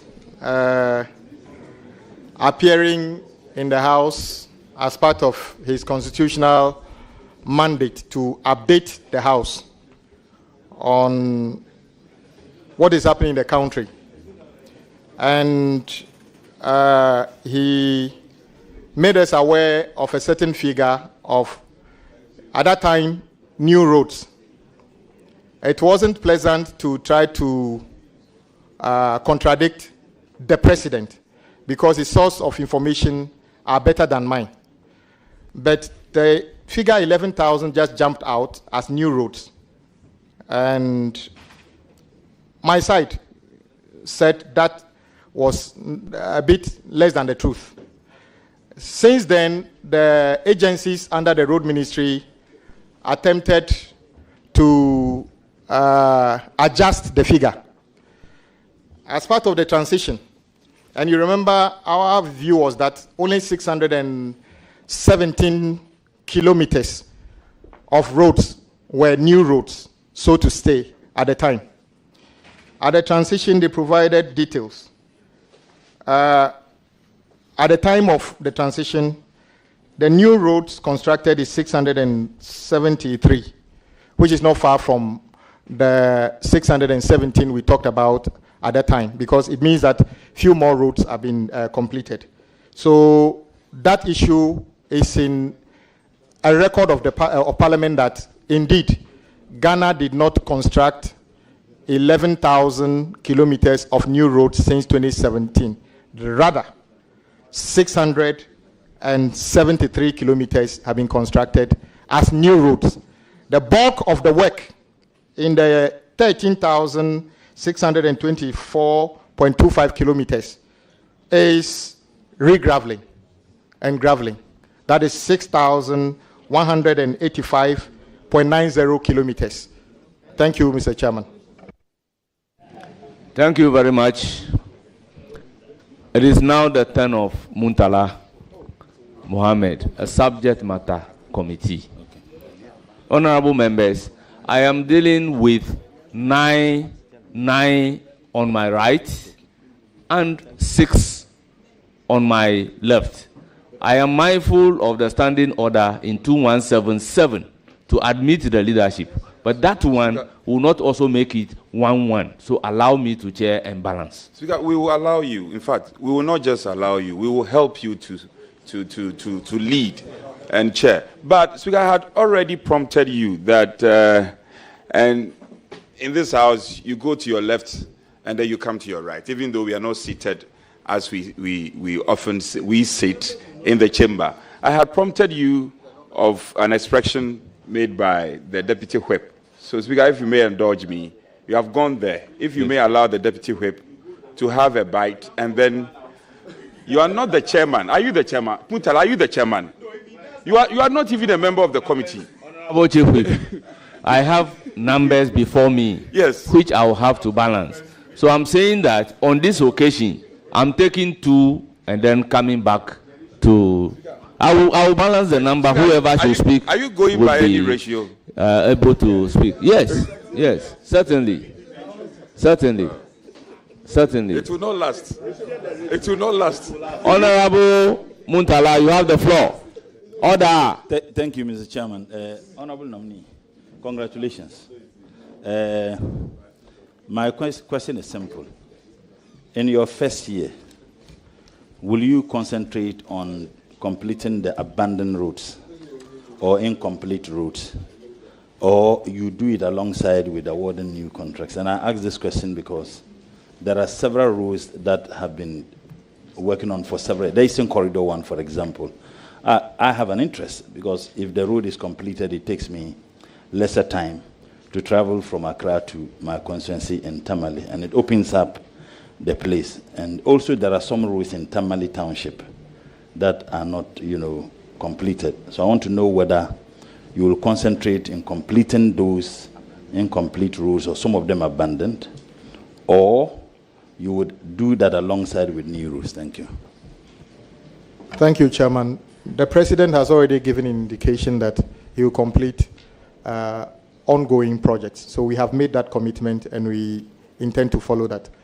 But I can foresee a situation where out of need, we may have to start some new projects to address urgent issues. But the first year, our commitment will be to focus on critical road projects which have been abandoned, to make them motorable for the use to which it was originally intended. Thank you, Mr. Chairman. So, okay, let's follow up. Well, I should finish before he comes. Please continue. Okay. My second question: how do you intend to fund the 10 billion big push that President Mohammed and the NDC intends to do? Because that is going to have a huge, the cost is huge. How do you intend to fund it? Chairman, the big push is President Mohammed's big intervention on infrastructure. As a sector minister for roads and highways, it is my responsibility, as I said, to identify critical road projects, package them, after design and everything, make sure it meets the required value for money features, and present them to the Minister of Finance for financing. As we are all aware, the big push is a 4-year, $10 billion proposal. The projects that will go into this basket of projects ought to be cutting edge and the ones that make significant intervention in whichever sector. So they are not necessarily road projects worth 10 billion. They are just big, significant infrastructure projects worth 10 billion. So equates to about 2.5 billion annually for the 4 years. Mr. Chairman.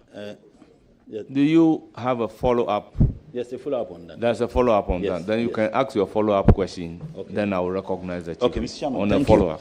I think the challenge that confronts us in this country on the matter of spending such huge sums of money in road construction is the durability or how long those roads last. We have had complaints where contractors finish with the road is commissioned, and by 1 year, you find potholes on the roads. You know, as a minister, taking into consideration the amount of money that government intend to spend on that, what measures are you putting in place to ensure that the quality of the roads that are to be constructed using these monies is something that is of tremendous interest to you and concern? Thank you. Thank you, Chairman. Industry players would put few factors as the reason the roads fail. 2 days ago, I was getting a briefing to the effect that even the materials we use. In some countries, the bitumen that is used on their road are produced by themselves. So the engineers determine the composition. If you watch in our country, even some contractors buy bitumen in drums, imported from somewhere. Nobody is able to determine whether this bitumen is good for our climate. So the materials we use, the design of the road, the supervision. One issue facing the road agencies. Some agencies have, which are supposed to be an engineering outfit, which requires civil engineers, mechanical engineers, quantity surveyors, have more administrative staff than engineers. So you could see an engineer supervising a project, and the capacity is not even there for him or her to be able to do this in reasonable time. So we ought to work on the staffing of the road agencies to have the qualified staff. I've also seen documents that suggest that some of the agencies, the level of the new engineers, the current engineers, compared to when they will retire, there's going to be a gap because we are not recruiting new engineers to be trained enough before they exit. So it will be a combination of how we select materials, the design, the capacity of the contractors, and also government ability to pay contractors expeditiously when works are done. When contractors work, they are not paid. They vacate the site, and you pay them some time. What happens is that once the money is not theirs, the bank takes the money. You can't actually know whether they've gone to the site to do anything. So to be able to deal with this matter, we should address it on all fours. Otherwise, we will see what we are seeing, where you spend 4 billion on a project and then 10 billion as interest on that 4 billion. It's unacceptable and not sustainable. Mr. Chairman, thank you. I recognize. I want clarity on the point he made, and I think it's important. Please, Honorable Muntala, go ahead and I'll come to you. Honorable Minister Nominee, the issue of the quality of manpower that you use, because you gave an example that sometimes people are recruited to work in areas where they don't have the expertise, particularly the engineers. Are you going to engage more engineers or more technical people for specific portfolios, or you want to build the capacity of the existing ones? Because I do know that there are some who may not necessarily be engineers. An example is planning. You and I, we all went to the same department. You go to the assemblies, you have people who are not planners, but who have been trained to do works that are supposed to be done by planners. Equally, in the road sector, is it an issue that you build the capacity of those who have been engaged? Thank you very much. You want to recruit? Honorable Nominee, your response. Yes, I think a combination of both. And fortunately, Ghana has one of the best training institutes at Koforidua, where they train in-house training. Even members of parliament, we do get some capacity building sometimes within our committees to be able to be effective. So indeed, those in the service already need, to update their knowledge. But critically, we need to recruit new engineers and give them that capacity so that we can have a good number of people deployed on the almost 4,000 different road projects going on at the same time across the country. Thank you very much, Honorable Chief Whip. Thank you, Chair. for recognizing me. Honorable Whip, asking this question not to question your competence at all. Far from that. I know you very well. I know you can do the job. However, I hear, and often I've heard colleagues on the other side brandishing $10 million push. You're holding as a low, yes, $10 billion. You're holding as a low-lying fruit. Now, my question to you, my good friend, is, Paragraph 4 of your manifesto. you've already shown some regret, the extent of the depth, the situation of the depth, which you have regretted well enough, and we've heard you loud and clear. You've also said that you will sit with the finance minister to be in the context of the situation you have at hand. Now, how will you draw the balance of implementation in terms of the 10 billion, mind you, it's not only for roads, broad spectrum infrastructure. So you have so-called abandoned roads, and then people of Adaklu also come to you after you have been approved. I know you are aware of that. And you'll be coming to the House more often than any minister to answer questions. You are aware of that. How would you draw the balance? So-called abandoned roads and new urgent road needs that also need to be attended to. Don't forget, you have already said that there's no money. And then you are also going to work closely with the so-called the finance minister. Honorable members, to be here. So if any friend of the committee will not remain in silence, then I will be forced to apply the rules. Please, honorable members. Please, Honorable Yusuf. You see, I'm just talking about your big push. And you are not tolerant to listen. Honorable Kennedy Osenyako, let's listen to the questions being asked. Honorable Alasan Soini, please. Mr. Chair, so my good friend, Honorable Agbodza, very passionate about the concerns of roads and the challenges. This big push, which I know you are very excited about,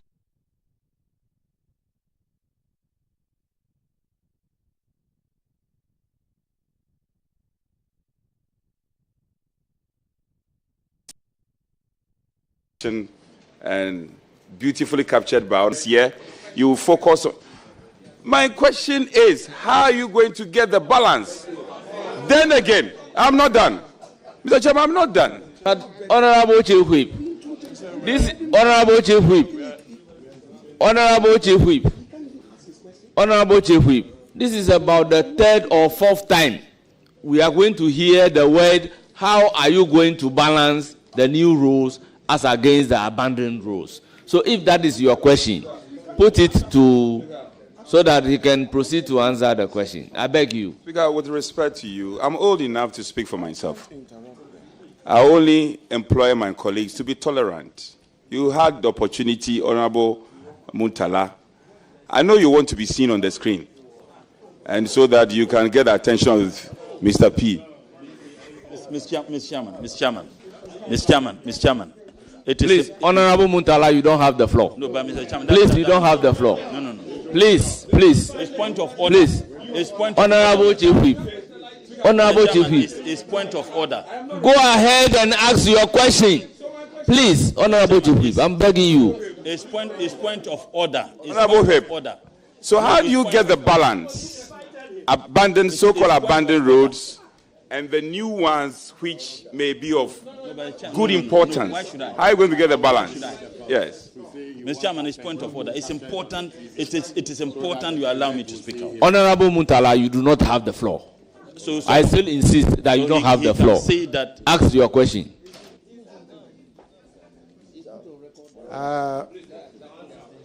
Chairman, my colleague, a very good friend, Minority Whip, is right. And let me state it again. The projects that we are going to prepare for Big Push are not for abandoned projects, small projects. I already said they are the key big intervention projects. For instance, there has been on the drawing board for some time an orbital around Accra, which goes Chopoli all the way to Bujumbura. That project, over 100 kilometers of road, makes a significant intervention in terms of traffic management within the Accra itself. That project ought to be properly costed, make sure value for money is done, and then presented to the finance minister for funding. At the same time, it is the responsibility of finance ministry to continue funding projects that are on site. So Big Push is not about completing the projects already on site, but the major intervention project that can actually pay for itself, that can actually make huge impact on the country. So that is the difference. So we're not going to stop ongoing projects. The president has already made a commitment to that. However, the Big Push projects are dedicated and significant projects that are not going to be rushed, but are going to be done effectively so that all Ghanaians will get the impact of those projects. So that is the difference between the Big Push basket of projects, which are yet to be developed, and ongoing projects. Thank you very much. Honorable Muntala, do you have any more questions? You are entitled to one last question. It is now the turn of Honorable Kofi Mafo. Thank you, Mr. Chairman. I want to congratulate my ranking, who is now the Chief Whip. I want to congratulate him for his nomination. I heard him saying that for him, the 100 billion debt, the 20 billion, and then the 15 billion, and then 665 million interest. For him, he considered that part as waste of funding. I want to ask him, when he said wasted funds, I want to ask him, what does he mean by that? Thank you, my good friend. I call you Kofi, but today, Honorable Kofi Mafo. The reason I say it's a wasted fund is this. If we owe 113 million, and because we are unable to pay, the interest on the 113 million is now 665 million. What it means is that the 665 million is a waste to the people of this country, because that money is not 665 million Ghana cedi worth of road works. It's just the 30% compounding interest on the unpaid certificate. That is what it is. Ghanaians get 113 million worth of road, but they pay extra 665 million extra money for nothing. As interest. There can't be a waste bigger than that. And I'm not saying it's peculiar. It only started today. It is the way road construction contracts are put together in this country. There's something wrong with it. It is not the fault of even the contractors, because I earlier said they borrow money to do this work. If we were to pay them on time, there wouldn't have been the interest compounding. So I don't even blame them, because the 665 doesn't even go to them. Perhaps they borrowed money from the bank, and they have to give them that money back to the bank. So the only winners in this case might be the banks. But is a road ministry supposed to be a source of good business for a bank this way? Yes, they can be good business, but not in this format. Thank you, Chairman. Thank you very much. Yeah. Your second question, or you have a follow-up? A follow-up. Okay. Yeah, Mr. Nominee. Yes, I want to ask you, if you become the minister, what are you going to do differently so that that 665 million wasted funds will not be there? Well, my answer to that I've already provided, that as for payment, it is the Ministry of Finance job to find the money. But what I can do to help, and as I stated earlier, is to bring together the stakeholders, contractors and everybody. I am sure if we were to call contractors and sit down with them and say, look, this debt, frankly speaking, the finance minister, who is the leader of the house, has already stated, if all the taxes we collect is 200 million, a billion, you can't hand over all that to just one ministry. And if you keep that money on the books, it keeps getting worse. So maybe, we need to sit down with all the stakeholders to see where we can draw the bank in. After all, did we not see the whole country try to negotiate debt that is owed, even individuals? So I think that the time has come for us to bring together all players in the road sector to see how we can make this sustainable. You see, if government keep owing and we are not paying, we are not even a better customer to the contractor. That is why today you call some contractors, want to award them work, they will tell you it's better to sleep than to take the job. Because they take the job and he's got debt on his head. So we need to make construction attractive business to recruit and give employment to young people, especially those in the technical fields, engineers and everything. At the moment, that is not happening. So we will sit down with the stakeholders to see, maybe the committee can get involved, as we call the stakeholders, and chart a new path. Surely, this is not sustainable. We can't continue this way. Thank you. Any further questions? Yes. Yes, go ahead. Mr. Nominee, I want to find out from you. This capping and decapping has become an issue in Parliament, and you have been an advocate against capping.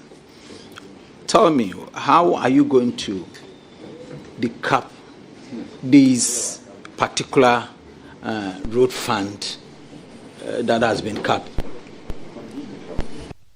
Yes, you are right. I've been an advocate of decapping statutory funds, especially road fund.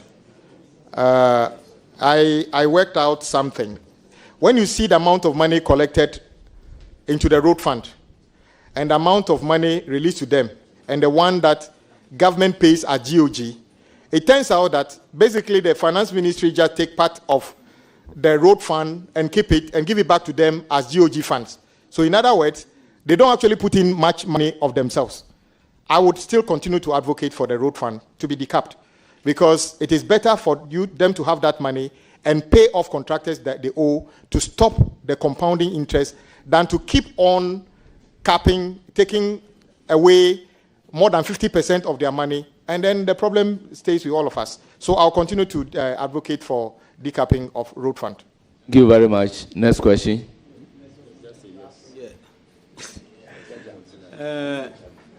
Probably your last question. Yes, my last question. Mr. Nominee, you were on record as saying that 240 million was used, $240 million was used for Yigate. Migration Service came out to debunk it, stating that they spent $1.7 million. I want to find out, do you still hold on to the 240 million claim, or you agree with Migration Service? Thank you very much, my good friend. Actually, I spoke in context. And the rebuttal by Immigration Service, I didn't see how that is a rebuttal. I see it as even a confirmation of what I said. Because, in effect, what they have said is that they were talking about the total cost, the life cycle cost of the project, which is what? 297 million instead of the 240 million. So I was wondering what kind of rebuttal is that? That I allege that you were doing something for 240, and you come out to confirm that you were doing it for 297. But the difficulty for Ghana Immigration Service is that they probably don't know what they were doing. Indeed, the few physical immigration, e-gates that were planted could cost 1.7 million Ghana cedi. But if government had listened to what I was saying, it wouldn't have resulted into some of the embarrassment we saw at the airport when the vice president was trying to commission it. The former vice president. If I were to tell you today that there is not even any contract for the e-gate, there is no contract. So what the 1.7 million they were talking about, there's no contract. And they didn't know. I'm a ranking. I have information. This is a letter signed, this is a memo from the Ministry of Finance. When I started talking, do you know what they did? This memo is dated 19th March 2024. And what is the memo saying? Submission of final proposal on the development of a national border management system. Are you aware that this project is already being implemented by Ghana Civil Aviation Authority? And the e-gate was supposed to be done for free. Why are we even supposed to pay $1 for something that we are supposed to get for free? So when they started backtracking, do you know what they did? They now went and did this memo, and the memo title I've given you. And now they said... Honorable Kennedy Nyako and Honorable Yusuf, order. Let me read to you. They said contract value, $147,765,627 million. Then they said contract duration, 10 years. Support and management fee, 10%. Support and maintenance fee, 18%. I repeat, Ghana ought not pay even $1 for the so-called e-gate project.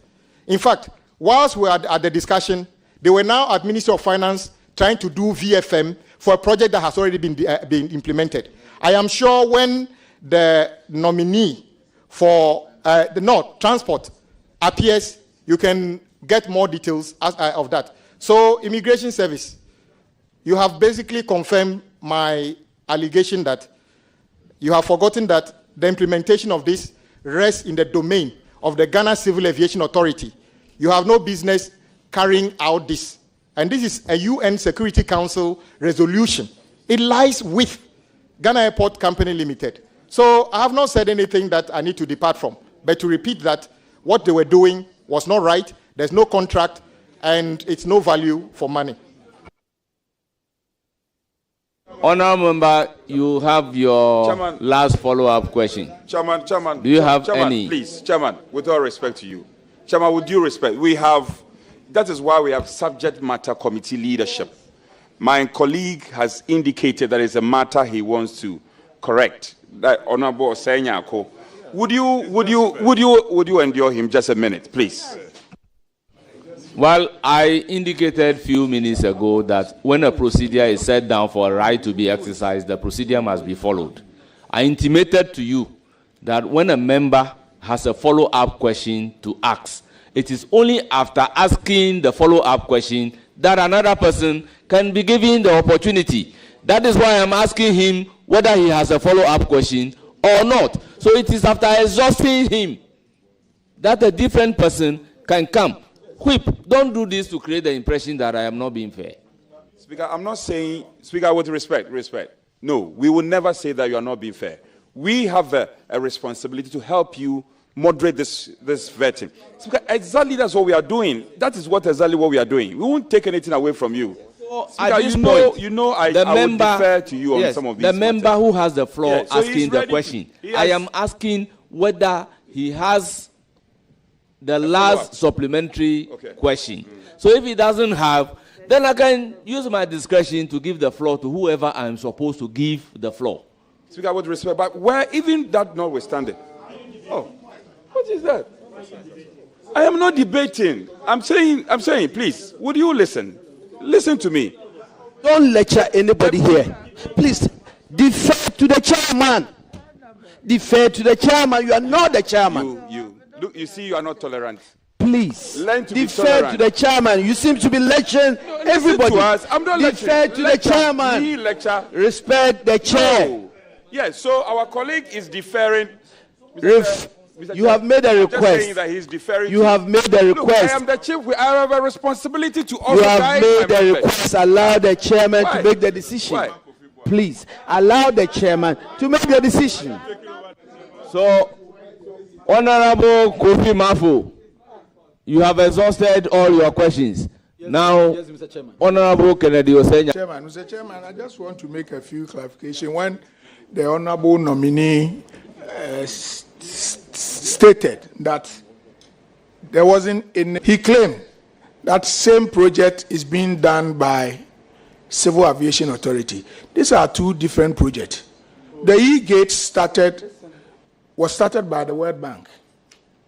They did a few ones, and at a point in time, there was no funding. So after the World Bank project, it was suspended. Now Ghana Immigration Service decided to find an innovative means to get the rest to be done. It is not, the cost of the project is not going to be borne by the government of Ghana. Passengers will be paid. They are going to pay for it. It's part of the ticket. And secondly, the API project. Order. I believe the nominee is capable of dealing with the issue. The airport passenger information project, which is being done on record. I don't know where he got his information from, but I believe some of this we need to put it in the proper context, not to degenerate any kind of controversies at the end. So Thank you very much. Honorable Nominee, any comment? Yes, my good friend is the ranking currently, and he understands that we both have deep understanding of what's happening at the airport. As part of UN Security Council resolution, officer, you take your passport, place it on the e-gate, and it goes through. It is only when they have issues with you that they will direct you to a human being. Why? Because you have provided information already to the authorities in Singapore, and they've checked it, and you are okay. So he's right. When we talk about this, people think we are talking about, initially, immigration said it costs 1.7 million cedis. It is an integrated project. If you read their press release, and I think Graphic published it, they confirmed that, yes, point number 5, the e-gate system alone comprises 15 units of e-gate with accessories, which form part of the border management system being installed at KIA at a cost of $1.7 million.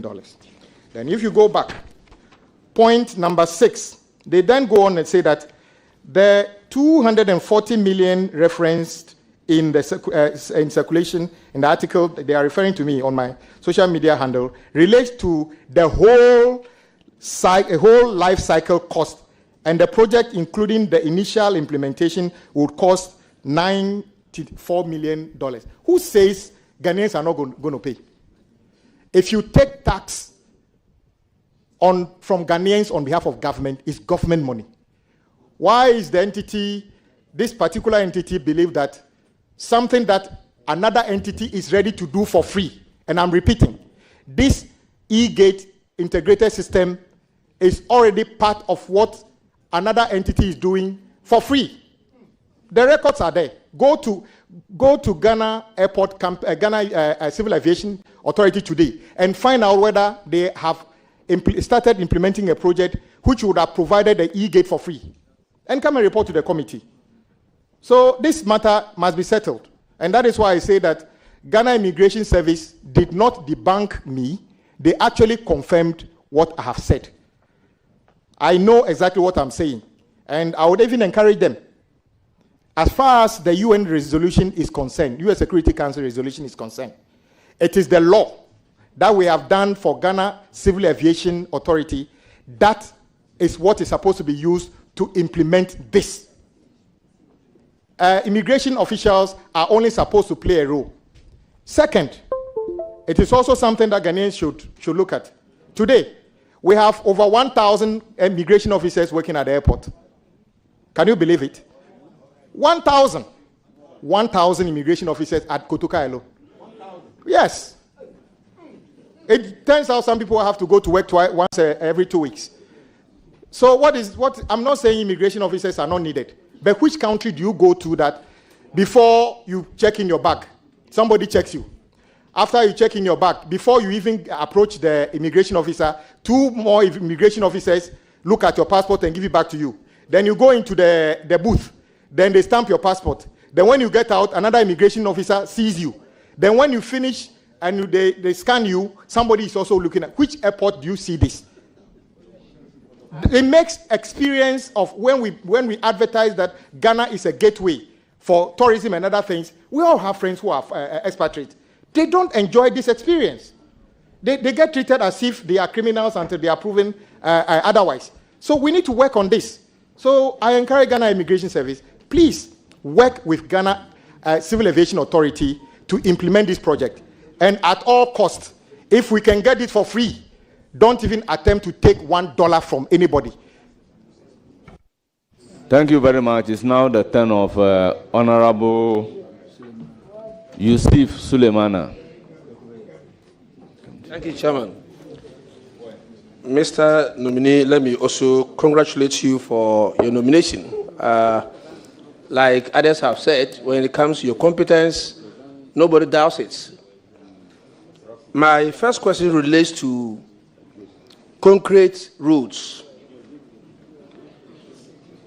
In 2017, the former vice president, I'm talking about the defeated presidential candidate of the MPP, Dr. Muhammadu Mahmoud Bawumia, promised Ghanaians that he was going to build concrete roads. And in his opinion, concrete roads are durable, concrete roads are cheaper, and concrete roads are the roads that Ghanaians deserve. You are not there yet, but I believe that you might have interacted with experts or officers of the ministry. Do we have any concrete roads built after their promise was made? And do we intend to go that direction? Thank you. Thank you very much, Honorable Yusuf, for this very important question. I remember the story was linked to the former vice president when he visited one of the roads in Tema. Actually, that project was being executed by a private entity. Exactly. So he went there and saw what was going on and liked it and said, henceforth, you're not going to see asphalt, you're going to see concrete roads everywhere. The fact is that I am not aware government has constructed any concrete road anywhere. It is also misleading to say concrete roads will be cheaper than asphalt, because the QSs and engineers will tell you the road you see as concrete road is actually a reinforced concrete slab. That is one of the highest level of concrete with steel in it. So how is that supposed to be cheaper than in fact, you can get anything between 15 to 30%, depending on the mix of the concrete, as the additional cost over asphalt. So yes, in some cases, if we can, we should build concrete road. Currently, the only of any major concrete road project currently ongoing or completed. Speaker, Thank you. Just a second. Speaker, I want to draw my colleague's attention. He just asked his question. For heaven's sake, please leave Dr. Bawumia alone. Take it lightly. Any attacks? Honorable. Any attacks? Honorable. You should leave the man alone. Honorable Anodompre, you are out of order. Order. You are out of order. Honorable Yusuf, proceed with your next question. Mr. Chairman, I'm grateful. Mr. Chairman, I think my minority leader should be a bit tolerant. And as long as Chief Whip should be tolerant, and as long as the former president will take all the benefits that are due a former vice president, we will refer to him as and when it's necessary. Proceed to ask your question. Yes, Chairman, I will do that. Chairman, even though the nominee has already answered a question on abandoned roads, I want to find out. There were some roads that were abandoned for political reasons. For instance, take roads in the Bole Bamboy constituency. All roads that were started under the NDC administration in 2015-2016 were all abandoned. As a member of parliament, I asked a question on the floor of parliament as to when those roads were going to be fixed. And I remember very well, my good friend, Honorable Patrick Boama, interjected and said that what was Mama doing and he didn't fix the roads? What was President Mama doing and he didn't fix the roads when he was the president? Today, if we are going to address the issue of abandoned roads, will you consider prioritizing those that were abandoned for political reasons to complete them before you look at other roads? That's my question. Chairman, for the vivid explanation and very unfortunate situation described by my good colleague, that will be priority number one in terms of completing abandoned road projects. Yeah. So my last, Do you have a follow-up on that? No, a member has a follow-up. My So last one. I recognize Patrick. No, my Boma. last one. Chairman, I was just, I was just putting my good friend from Bole Bamboy on record that he should produce the Hansard that said I made those comments on the floor, else those comments ought to be expunged. I'm also referring the chairman to Standing Orders 86 on questions and require of you to do exactly what I've requested. Thank you very much. Thank you very much. You see, proceed Chairman, to ask the question without all these sideline commentaries. Mr. Chairman, those are the ones that makes the question sweet.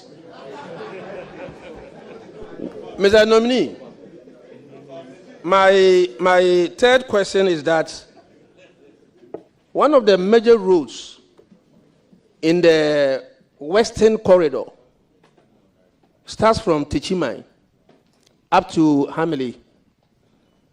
As I speak to you, the road is in a very deplorable state. That instead of using 3-4 hours to travel on it, you need a whole day. It's because it was abandoned for 8 good years. Will you prioritize this road when next week you are approved? And I know you'll be approved. Tell me. Thank you very much. Nominee. Thank you. Thank you. Order. Thank you, my very good friend, Honorable Yusuf. As long as you say to, about those projects, that is priority number 2. Yeah. No, I have a follow-up on this. Follow-up. I have a follow-up. Thank you very much. I have a follow-up. A follow-up on the Tachiman. Yes. Very well. Yes. Nominee, I said to you that it got deteriorated because of lack of maintenance. So I want to find out, will you prioritize regular maintenance of roads in this country? Thank you. Thank you very much. Yes, Mr. Chairman, he's asked a very important question. The principle is that you should spend more on maintenance of your existing roads than building new roads.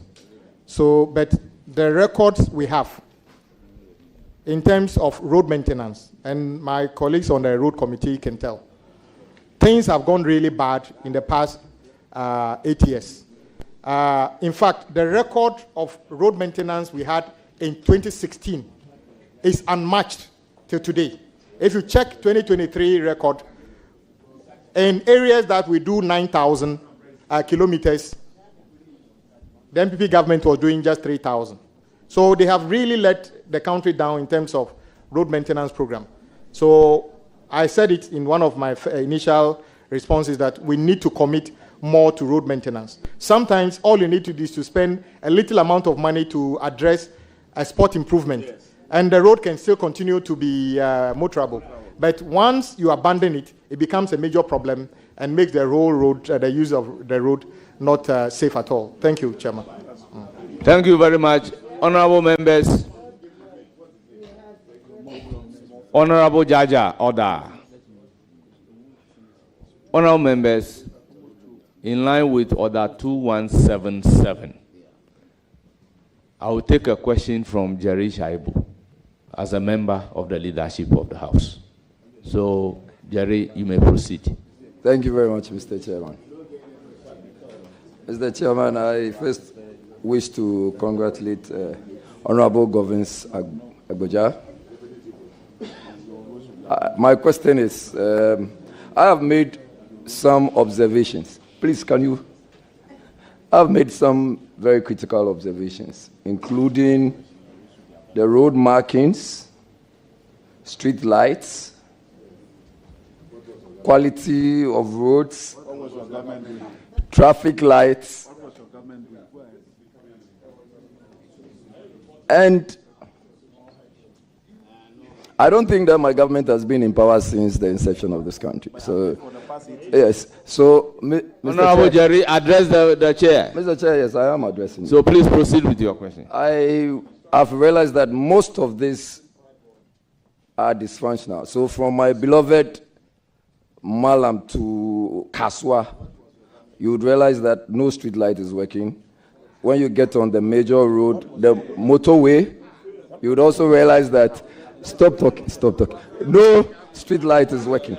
Most road markings are also not working. In the night, it's not very safe to drive. You can easily get an accident. I know your capacity. I know that you want to prevent accidents. You want to have people drive in a very clean, motorable roads. I just want to find out, what are your plans to have them resolved? Thank you very much. Thank you. Thank you. Yes. Honorable Nominee, your response. Thank you very much, Chairman. I think my colleague has asked a very important question. This is our capital city. It is strange that you drive in parts of our city at night and the roads are not illuminated well, no road markings. And I know a number of friends from abroad, when they come, they keep asking, how are you able to drive on these roads? Because there's no signage, there's nothing. With street light, there's a bit of an issue that has come to the attention of the Road and Transport Committee. If you notice, Ministry of Local Government through Common Fund does supply street lights sometimes. Ministry of Energy does supply street lights sometimes. And sometimes they supply these street lights and give it to the assemblies and others and ask them to go and install. Whether those lights are of the highest quality is another question. Whether they are installed properly is another matter. So it is a synergy between Ministry of Energy and the local authorities. As for the roads, the physical roads are under the domain of the road ministry. The safety on the road is between Ministry of Road and Ministry of Transport, because National Road Safety Authority is under Ministry of Transport. So I think this issue can best be addressed with a combination of how we or the Adaklu District Assembly. That question has never been answered. But we all see street light distributed to the assemblies and sometimes through members of parliament. Well, mainly during elections. So we need to address this. And many people have also complained that some of the street lights that are supplied don't last. Maybe it is the way it is installed. Maybe it is something else. So we'll address it. But the major things you talked about, including your constituency and the motorway, are of concern. The challenge, though, is that the motorway is currently under contract. They may have to do some work to an extent for us to know where the street lighting would be. Because perhaps if you go and even fix them today, next week, when they are doing clearing, maybe it will be in the right of way, it will not be there. So as for the motorway, we may have to provide a temporary situation. By your area, we'll look at it. When this committee generously recommends me to the plenary and I get approval and go to the ministry, I promise to get a... Any further question? Yes, Honorable Mr. Chair. Deputy Whip. Mr. Chair, I also heard my very good friend enumerate a lot of problems. One of the major ones is the interest on contracts. And I think I heard you say it's about 30%. Are you considering redrafting contracts so that the 28 days, which is normally when IPCs are raised and they are supposed to be paid, and there is default in payment, that is where now the interest arises. Are you considering redrafting contracts? And if so, are we also considering making prompt payments to contractors? Because this is where, and are you also actually considering having a synergy with maybe some banks so that they can perhaps provide mobilization and pre-financing of some of these projects instead of rather getting to pay them as interest?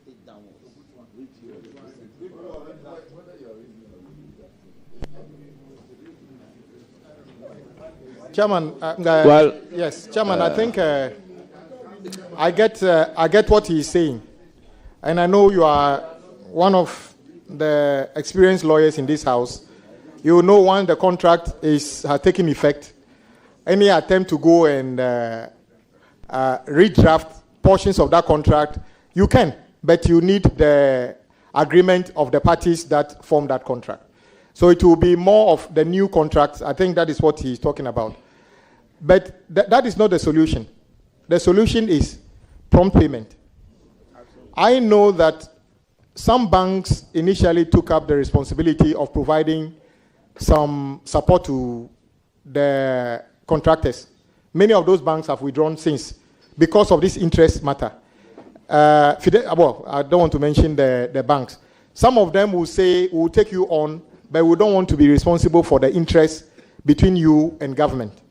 Like I said, if you see what has happened on the first issue in 2018, because the delays was on 2,464 days times 30%. So you can imagine. So every 28 days is calculated and added to the other one. So indeed, we have to look at some of the way we write some of these contracts. But until government begins to pay promptly, that would still be very little in terms of achievement in reducing the interest on delayed payment.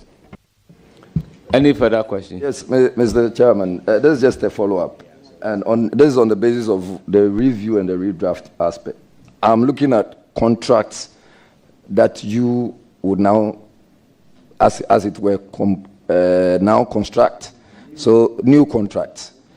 As to whether or not you want to review, that's not within my remit. But I'm looking at contracts that, as Minister of Roads, are you considering maintaining the 28 days where, when there is a default, you are going to pay interest of 30%? That is the question, please. Well, thank you very much. You refer to me as Minister of Roads. It is only going to happen when you give it. So I take it as amen. But it is difficult to just say here without consultation. I said earlier, there will be the need for engagement with stakeholders. That's Ministry of Finance, Attorney General, and then my ministry. We can come up with something that is more humane to the contractor and sustainable to government. So I'm hoping, when approved, I would update the House as to the best way forward with regard to this particular matter. Any further questions? Yes. Honorable Nominee, so the repeal of Act 540, that established the Ghana Highway Authority, and what you think the National Labour Commission has done to virtually suspend the implementation of the National Roads Authority. What's your take or your view on that? it's now an act. We have actually passed it. It's in force. The rationale behind that law is to not collapse the road agencies, but harmonize the way they work, which requires creating a new apex body led by the Director General. Not much about the law, but it appears implementation has got to a point where there's a snag. So there's a lot of discomfort at the road agencies, highways, feeder road, and urban roads. What I can commit to do is to sit down with them and see the best way. I'm hearing all sorts of things. I have no way of verifying them in terms of who is appointed to be the head, which agency the people are from. It is to be premature for me to make any definitive comment on that, but I know the House has approved it. If it is necessary for us to pause the implementation and take a look at it, I will come to the House and seek your approval. If it requires, let's go ahead, but make some changes and bring some allies to operationalize it. I will do the same thing, but it is premature for me to make any sweeping statements about that at the moment. Thank you. Thank you very much. Your last question. Yes, Honorable Nominee. So, I've also cited President Mohammed's 120-day social contract. I did not see anything in reference to roads. Does that make it a priority? And is it a matter that you would want to pay a lot of attention to? Well, Chairman. Honourable members, can we have order? President Mahama. Can we have order? President Mahama is very clear on his mind as to what is contained in the 120-day commitment he's made to the people of this country. Indeed, Mr. Chairman, with the kindness of our colleagues from both sides, me being vetted today is also a record of the expeditious way President Mahama promised to form his government. And I want to thank my colleagues from the minority side. The issues he wanted to put before Ghanaians, he's placed them before Ghanaians. It is based upon that he's been given the unprecedented win in this election. So if Ghanaians wanted him to add road and every detail, they would have talked about it. Road is a priority to President Mahama, but let's look at how he delivers on the 120-day commitment, which includes the repeal of some taxes and many other things, which you rightly said. After that, we can pay attention to other things. But he's not saying until after the 120 days, we are not going to be dealing with roads. Indeed, this is just a second batch of ministers, and the road ministry is part of it. It tells you how much premium he places on the road ministry and other ministries. The other ones are going to come along the same thing. It doesn't mean that the ministries that are not here are not premium, but I'm saying that with specific to the road you talked about, he places a lot of emphasis. And you can also attest to the fact that some of the best and biggest interventions on road in this country happened under his leadership. So he's got a track record of delivering, and he will deliver. Thank you very much. It's now the turn of Honorable Lydia Odole-Soa. Rita Odole-Soa. Thank you, Honorable Chairman. I wish to congratulate my leader who has been nominated by His Excellency John Dramani Mahama, President of the Republic of Ghana, for your nomination. Honorable Leader, talking about roads, Honorable Nominee, talking about roads, thank you for the correction. Yeah.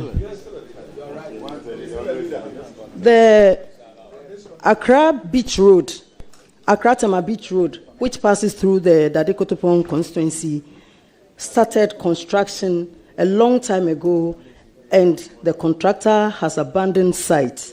Due to this, there are quite a number of accidents and pedestrians being knocked down by vehicles because we do not have street lights to be on during the night.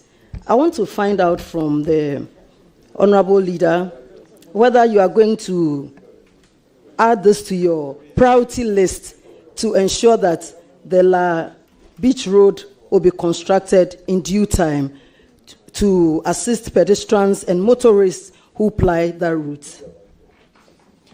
Yes, Mr. Chairman, thank you very much, and I thank our colleague for the question.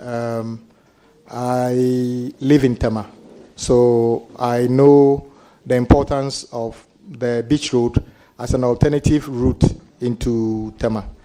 Indeed, that project was ongoing, and originally part of the China Development Bank 3 billion agreement by, may he so rest in peace, President Mills. Since then, the loan was stopped and restarted under President Akufo-Addo. Unfortunately, that project is suffering the same fate of many other projects, including motorway, Adomi, motorway, Central University, and many others. So indeed, the contractor is not on site.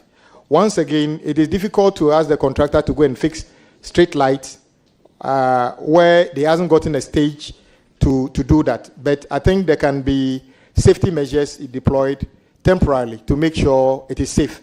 So talking to the resident engineer, I think we can discuss how to make it safe for now whilst we wait for the completion of that particular project. It's a very important project. Thank you. Thank you very much. Any further question or follow-up before? Further question. Further questions. Thank you. Thank you very much, Honorable Chair. And Honorable Leader, I'm glad the NDC administration is bringing back the toll booths operations. And I also want to support my colleague that when operations begin, in as much as we want to prevent leakages, the persons with disability who were recruited earlier and dismissed should be reconsidered so that they'll also be gainfully employed to take care of their families. I want to have your take on that. Thank you very much. We are bringing tolling of public roads back. We are not bringing toll booths back. As I said, it will be deployed on a platform, which means that there wouldn't be physical toll booths where drivers will have to stop and pay. So with regards to the disabled people, sure, we are going to be able to re-engage them. I even said that earlier. We'll re-engage them and make sure that those of them who are capable of playing a role are brought on board to play a role on this. Thank you. Thank you very much. Any further question or follow-up? Very well. Thank you, Honorable Chair. Honorable Minister, nominee, going into the Ministry of Roads and Highways, your colleagues will be knocking at your doors, and I believe we are going to find you when we come there, including myself. I know there are some 2 doors to your office, and I believe when you are there, you attend to us and open your doors to us. On this note, I want to say congratulations on your nomination. Thank you. Thank you. Thank you for giving me an idea of where the doors are. I've not gotten there yet, so I don't know where the doors are, but surely the door that opens for you to see me, I'm one of you, will be able to do this together. Thank you. Thank you very much. It's now the turn of Honorable Patrick Yaboma. Thank you very much, Chairman. Let me congratulate my good friend and brother Kwame Agbodza for his nomination. I wish you the very best, Kwame. Kwame, just to inform you that Sunyani Techiman Wenchi, Sola Wa have all been awarded for rehabilitation, and Messrs. Maripoma, Hardwick, and Voter Impex are the contractors. Just to inform you. Thank you. To my first question. Tessano has very good roads. Kwame,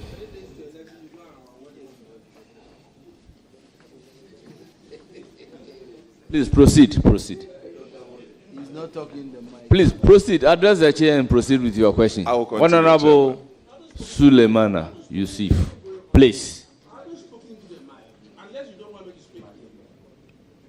It is not only speaking into the mic that can be disruptive.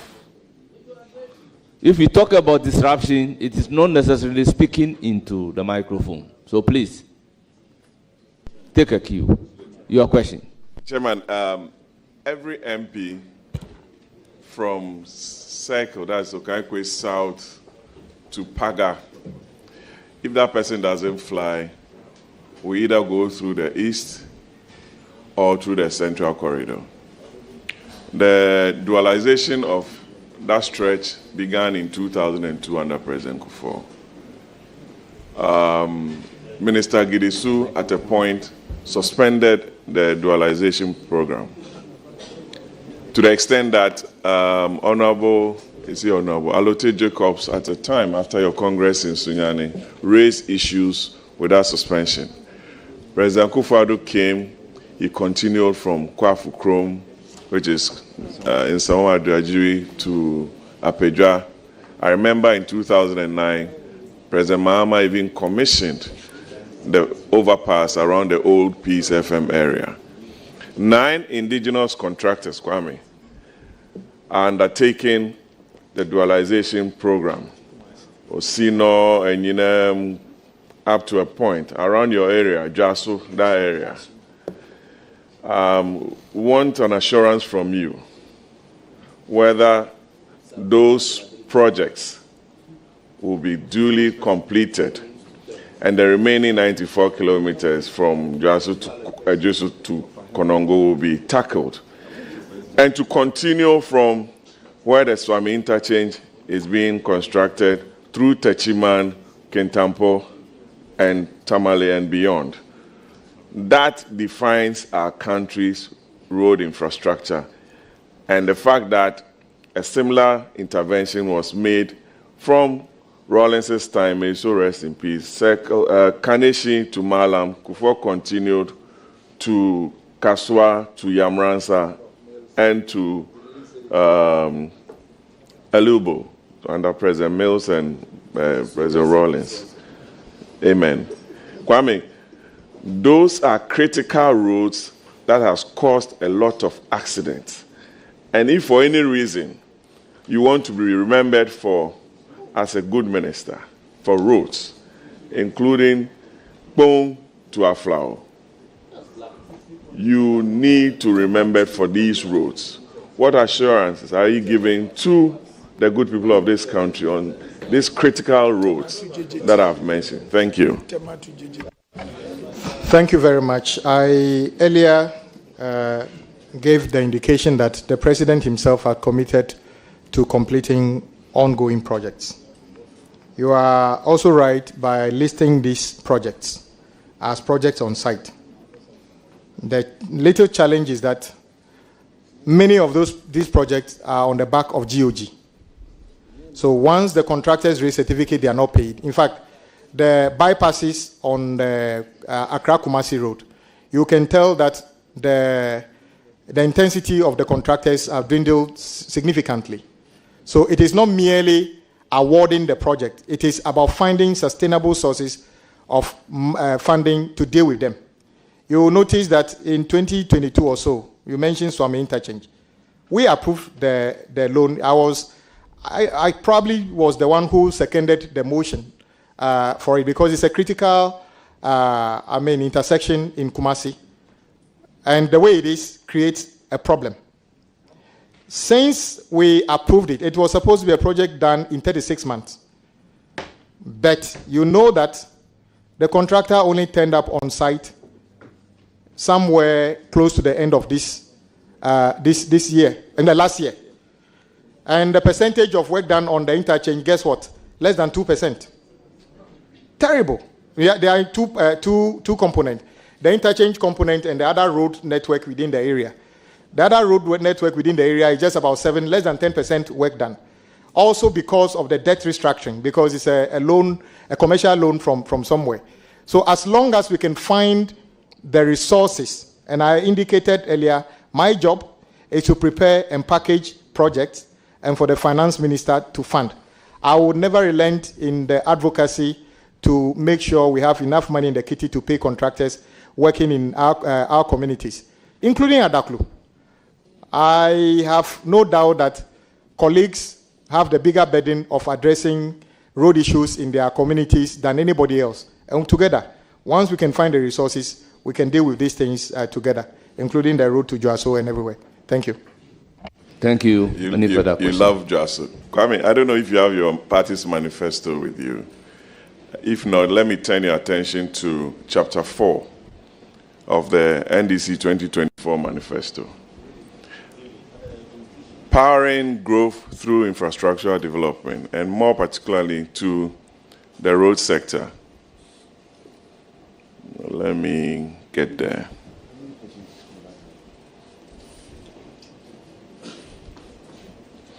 You've listed a lot of roads and bridges to be constructed under that paragraph. That's paragraph 4.2, pages 107 of 200. Roxanne, if you care to know. Pumankuma Boko Boga Tumuwa Tamale Yendi. You've listed a lot of roads. Abrin Sawam. And to the extent that you are promising to even regularize Okada and what have you. And it's in the manifesto. I've seen about 13 bridges and also a paragraph on road safety.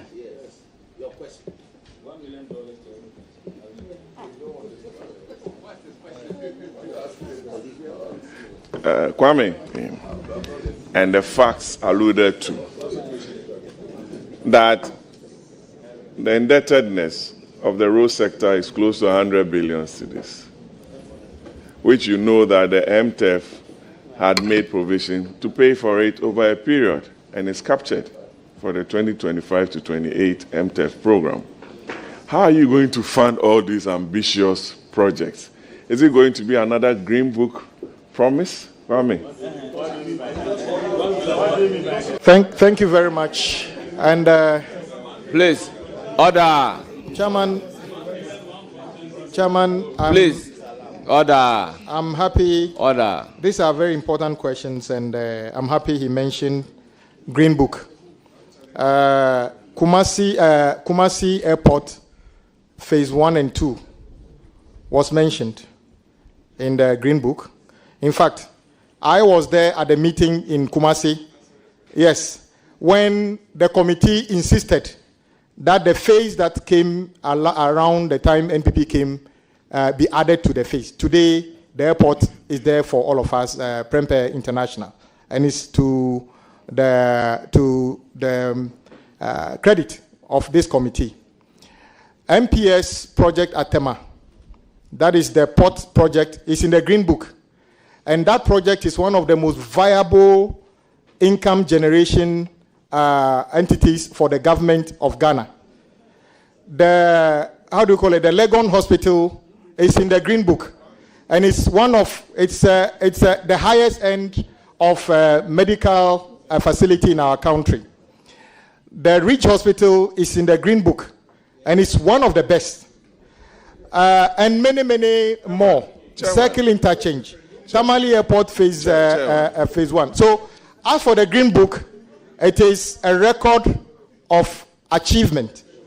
And I think maybe unlike the project tracker, these ones are a bit in color. You can see them in color. But the significant question you asked, how do you fund this? I must be frank, and I've said it already. The finance minister designate was here, and he said the revenue is just about 200 billion. How do we fund all the things that we needed to fund, including salaries of us members of parliament? we have to work together to cut waste. How do you cut waste? The fact that President Mahama is insisting on having only 60 ministers is one of the ways to cut waste, without a doubt. Nobody would have thought that a president would say 60, and that includes deputy ministers, regional ministers. People say he cannot do it. He is doing it. So he's a man of his word.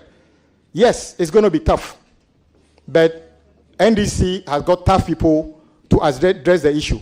I am not promising all these roads that have been awarded. I was very unhappy when we approved the Swami interchange, and work never started until somewhere close to the end of last year. And as we speak, less than 5% of the work done. How could we have done that to somebody who served this house all these years? I'm talking about Honorable Chairman Sabonsu. We've not been fair to him. So, yes, we'll continue that project as long as we find the money and deal with this. So I agree with you that the list of projects is almost endless. And the difficulty is that some of the methods used to procure these projects also ought to be reviewed. If you have a situation where, for instance, a project is awarded in Ghana to a Ghanaian contractor on a design and build, he comes up and he goes to site and he later comes to tell us how much he wants to charge. Meanwhile, you have already contracted. And he comes up with even a ridiculous figure, you are bound to deal with it. So we are also committing that major projects will be prepared, costed better, so that we can tie the cost down so that we can budget properly and get them done. So your question is very important, and we shall do exactly that. Thank you very much, Kwame. My last question. Yes. Yeah. It's on the Volivo Adafo Adidome Bridge. I know the Japanese have given us some funding for it, and it's less than the project sum. How are you going to raise money to top up or to get a full funding? Thank you. And congratulations again, Kwame. I'm done. I think my colleague has a very important question. This project is very dear to the people who use that corridor. In 2016, I think once again I was, on behalf of my then chairman, moved a motion for the adoption of this. So the bridge component was coming from JICA. I think it's just about 10 billion yuan or something like that. The difficulty is that since then, for the 8 years, we didn't do much because the Japanese insisted we build the approaches from Asuchari Junction to the bridge and from the bridge to Esikuma. Because the bridge, the access has to be there for them to come and install the bridge. It is only recent that I'm told AFDB have given the money for the construction of the approaches. The contractor, we are told, just mobilized to site, so you wouldn't see much going on. Yes, you are right. When they went to tender, the bidder who won the tender, the bid is twice what the Japanese have committed to give us. So it will be important for government to approach Japan to discuss the funding gap to make sure the project works.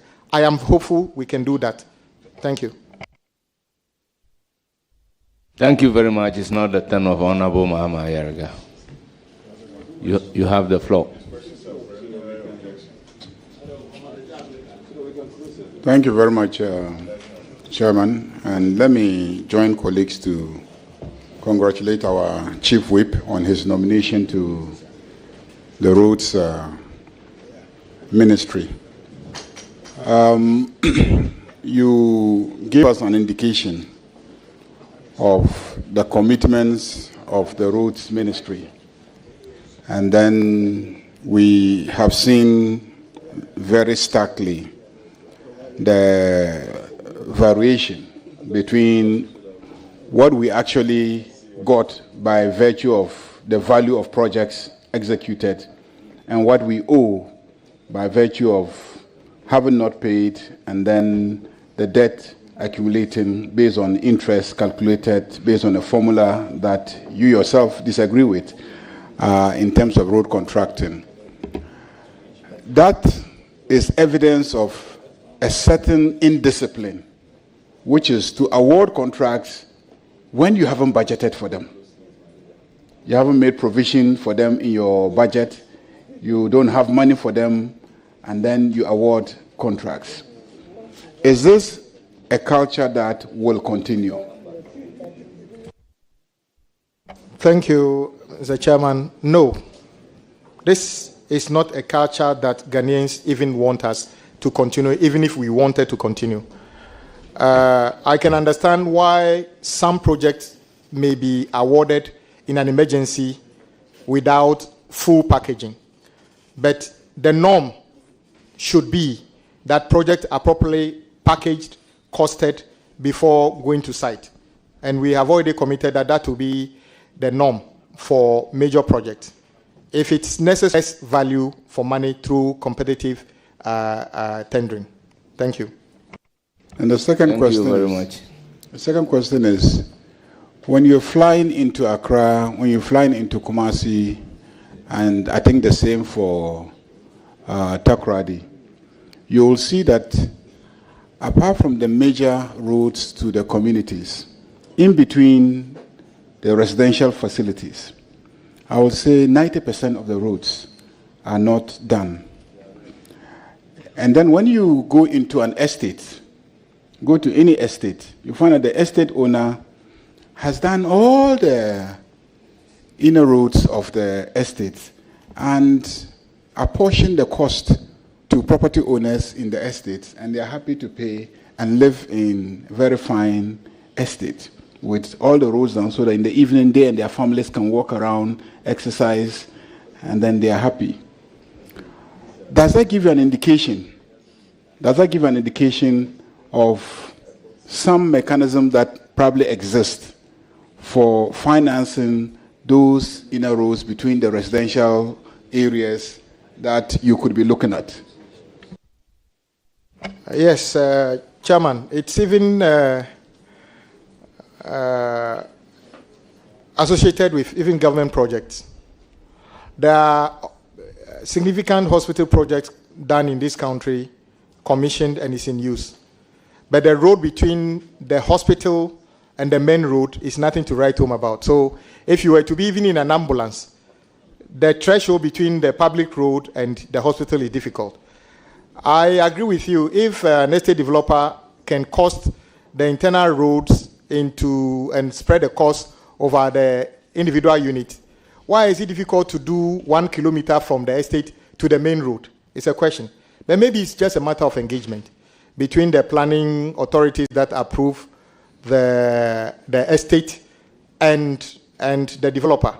I'm sure anybody who lives in an estate where the roads are asphalted within and have to struggle for 1 kilometer before you get to the main road would have preferred that a small amount is added to the cost of the unit he purchased to have that freedom. And I think it's something we can discuss with the planning authorities. Thank you.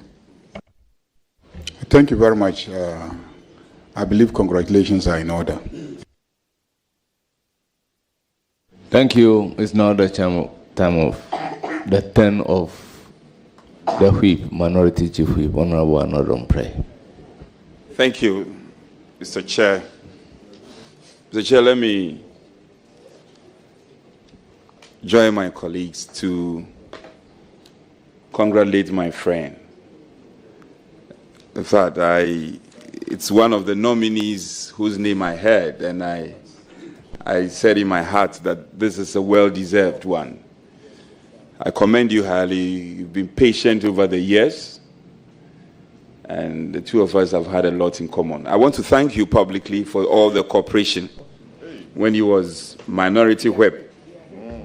Yes, we worked together. At a point, many of our colleagues had a reason to complain that we were too close. It was for the good of you. Honorable Dafemepo, it was for your welfare. And all that matters important. So today, let's set the record straight. Our closeness was for your good. It was for your good. For his promotion. I intend to be brief on the line of questioning. Everybody knows in this house, Kwame, his professional background is known, his passion, things to be done right in the sector is also known. Honorable Whip, you've answered most of the questions, and if I'm doing by way of recap, I think questions on outstanding payment, you've spoken and contextualized the matters involved. Your 10 billion USD matter, you've also contextualized it. You've also spoken about the network. My good friend, Honorable Boama, walked you through the span of road, very critical, and you've answered, even though some of your answers were evasive. I thought you tried to answer.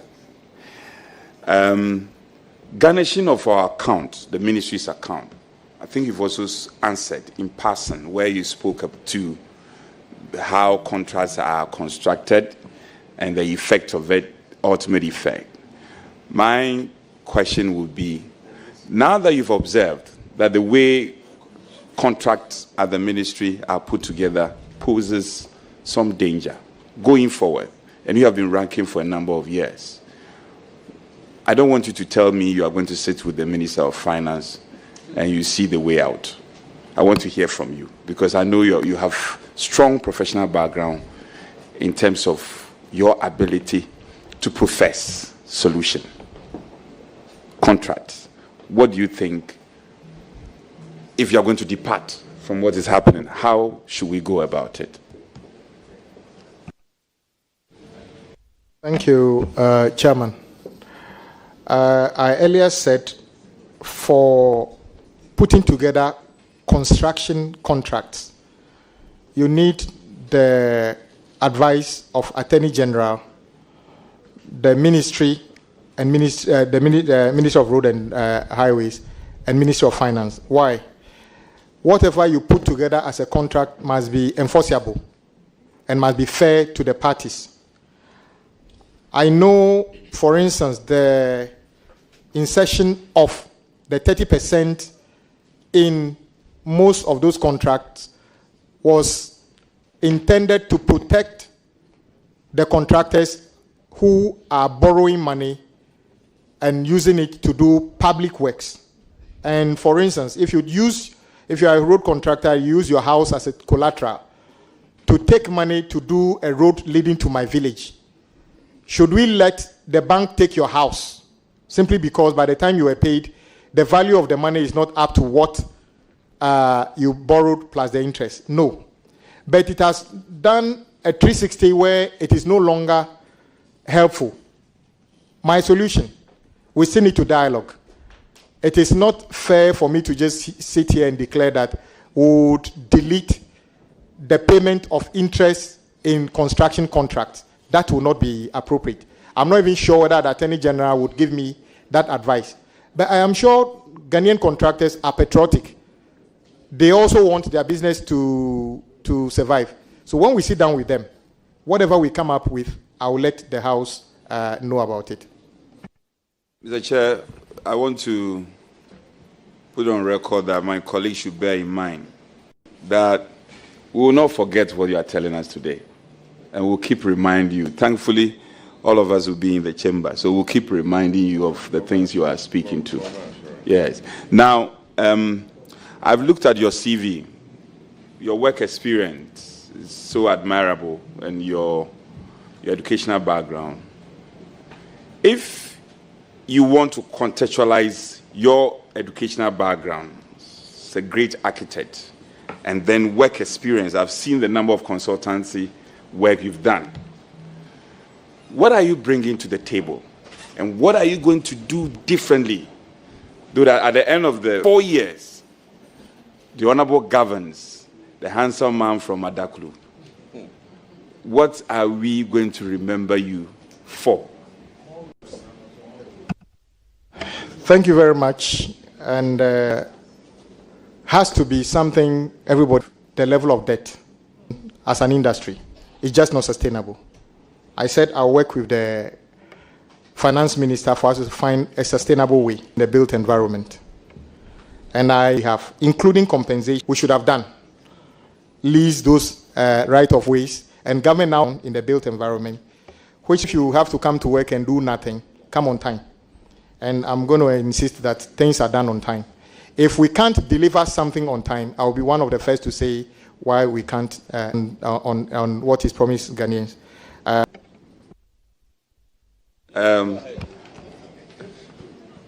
Well, that is very honorable nominee. This will be my last question. And if members of this House that I can follow when it comes to the road sector, and you are one sincere person I know, in the context of your sincerity as part of your person, the things that the MPP administration, the elsewhere MPP administration, 3 things that you can say, speaking as a Ghanaian, not putting on the cap of being on your propaganda stage, but the MPP did well. And for nothing at all, you can praise them for it. Honourable members, order. First of the vice former, and the NDC cannot win. I'm not sure he did that with the help of the party. I'm told people got angry with him when he did that. It was for education and other things. Just the positives. I also want to wish him well. Proceed to give the floor to Honorable Roxanne Nelson Kwame Eche, the farmer. Chairman, thank you very much. I'm emotional by dint of hard work for the past 8 years. Also, in Parliament and mentored genius, I am your foremost product. You tutored me well. You take interest in building their capacity. What work, you don't like lateness with you. So they should take note. So I wish you well. We know of their policies and programs. Be doing as a policy rules so that, for instance, to Kwame Have, when there's a port road degenerating into something approach to rehabilitating roads. As the party has given me the opportunity. As I said earlier, 3 major roads, I've been looking at it from outside. The players in there, and businessman, happily in peace. So the best way forward. What I will meet representative and whatever his vision delivers to the people of Ghana. Chairman, thank you. Kilometers to do my charted road. Then I know the nature of rolling out improvements on regional basis was done. Some regions are who boast of say 60 to. Before you answer, let me conclude by saying we are 6. Yes, and that's. Thank you very much. It's always a privilege. The road you mentioned, including your own road, I visited you a number of times at Tongo, and I noticed there was a contractor working on the road. But ability to fund some districts are bigger than other. The ability, there are plans. Some of the things you know the MP now. So, Deputy Minority Leader. Thank you very much, Honorable Agbodza. It's given to you to ensure that attentively you've come out with a problem. So that need, I want us to have we want to avoid, which I am very much aware, less than 40%. We address, what happens is that, so I want us road as. Thank you very much.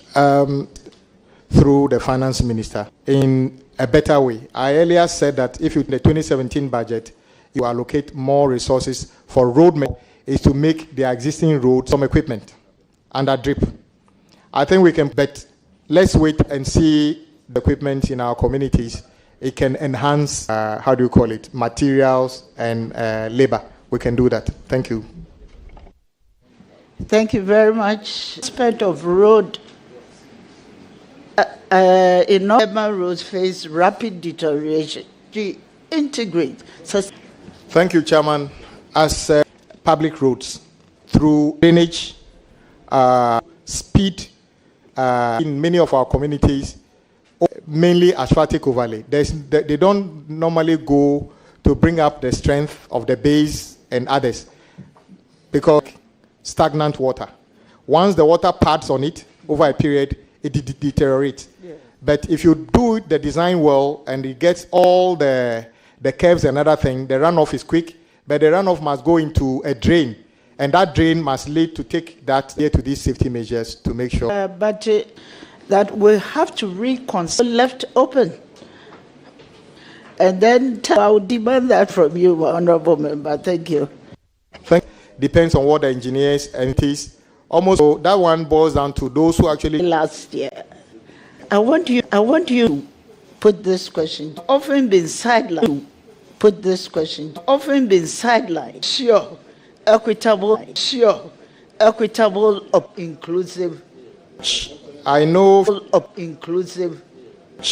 I know few against the secondary school, versus male, so forth. I thought you were going to commend me that I was one of the champions who supported you to pass the affirmative because it's necessary. I want my daughter to grow up to be whatever God wants her to be, and wherever we find whatever activity it is. I just want to find out if it would not be necessary in that industry, and I not be necessary in that industry, and I am very meticulous. Letting you since you have been an effort in that area. Letting you since you have been an effort in that area. And give opportunity. So I'll take that. My last question is. So I'll take that. My last question is under the poor climate designs. The poor climate designs. In your thank you. Thank you. Downside. Apart from the fact that many heavy construction equipments consume a lot of fuel. Crushed rocks and other things may carry out to convey, identify closer materials. So it means that you do less haulaging and you be careful where you traverse when you are doing your road project. Quality that can be traversed when you are doing your road project. Quality that can be used locally instead of material from somewhere to the site. So this in every activity we carry out, whether it's agriculture. Thank you very much. I think I have to take back my word. This will be the last one because I forgot to. Honorable Minister. Now every part of Ghana, I would like to find out from you, in the major cities like Accra and Kumasi, what would you propose to ensure this congestion that we are facing? First, and consumption is very, very high. So it's very, very hard. So it is important, as your president has said,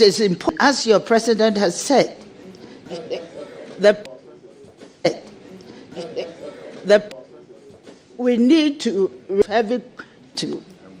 Thank you very much. I read the 2013 and the revised version of the integrated transport policy of our country. The intention is to have an interagency by just building more roads. You need to have by building interchanges, but there has to be a concerted effort in public transport network. In the previous NDC government, we started this by deploying did not actually going to address traffic congestion in Accra, Kumasi, and others. You will need to deploy a variety of public transport systems and come up with a variety of public transport systems and come up with, for instance, many people would drive a sport system to do that. So drive a sport system to do that. So interministerial to come up with the as the first phase, and then we see some interface phase, and then we see some interventions at some of them, but lack of interventions at some of them, but lack of funding is. Appreciate your all. Funding is. Appreciate your all, and hope that for roads. Thank you. Roads. Thank you. Kofi Boa. Congratulations. Kofi Boa. Congratulations. I are going to succeed as I've been a clear witness to your competence and your commitment roads and how passionate house and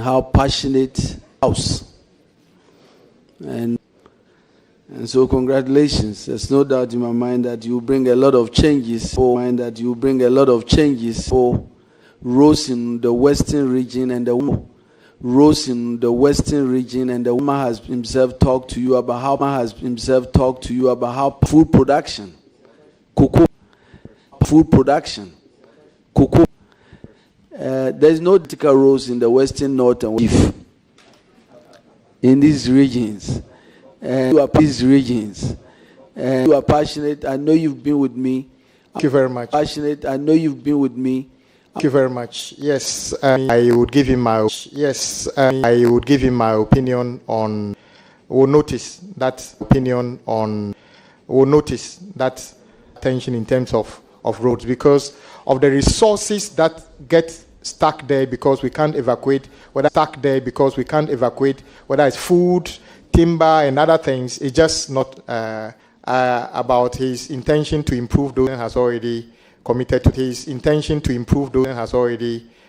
to the people, and together NPP and NDC we shall work together to address all those issues about the road network in those regions. So yes, we are committed to those things. So I want to commend the chiefs and other things. I will be visiting them myself in our community to hear the things we need to do together on our road. We're doing road kilometers politics. I remember during President Akufo-Addo's State of the Nation address, the president kilometers of new roads from where you have to be doing this politics on roads when quite frankly. Thank you. Addressed by the road agencies we demanded details.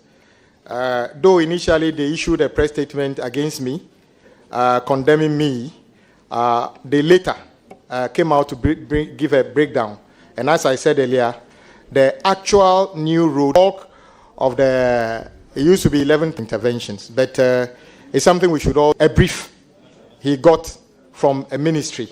And because the president couldn't have written, it's a bit too technical. Whoever wrote that speech, probably, I want to believe that going forward, we should all just stick to the standard way the road ministry reports on road sector interventions. If it's 10,000 days. If you want to do that, then go under the same structure in the MTEF, which will tell you urban road, feeder road, and other things. And if you look at that, indeed, the NDC's record in 2016 reported in the 2017 budget. The record show is there to show. Sector. Just oppose that to the 70. So many Ghanaians who have voted massively for the NDC, that's not a number they are going to look at. We, as road minister, we adopt to try to address some of these and meet and manage these expectations. I know we need to do something new as well. Maybe I need to understand why we were doing things the way we have been doing it. It will not be easy. it's about money, but together with the House, and I've already stated earlier, it is time for us as a country to have an honest discussion about how we fund roads in this country. The window of borrowing from another person's country is almost shut, consultative way, so it's not an imposition. Started the process. At the time, myself and the former minority leader, Honorable Haruna, had discussions with him. And then when meetings already on how to do funding for road, I intend to build upon it to make it public for the discussion to conclude on how we shall fund road projects sustainably using our own money. Because even if you want to do PPP and others, the developer want to see how he will be repaid. I don't know how many people are in this world who are ready to give you 500 million, 1 billion to do a PPP road when they can't see how they clarify. One of you were unhappy that it took too long for the Swami project to receive attention. Well, I believe one of the ways you can serve your country is what Honorable Chairman Sabe Bonsu did. His name cannot be wished off this parliament, especially at Swami. Was something we need to deal with consensus on the floor as to why we should do that project. The contractor only turned up on site close to the end of last year. And the rate of work done, based on what I've seen, is just about less than. We need to make sure that we complete that project. And continue to fund it. It's something that the finance drawable as we speak. But we have to do that project. Me and you and Honorable Atufosu will be talking a lot. Very much for the opportunity, my boss. And the ranking member. Honorable, you have the floor.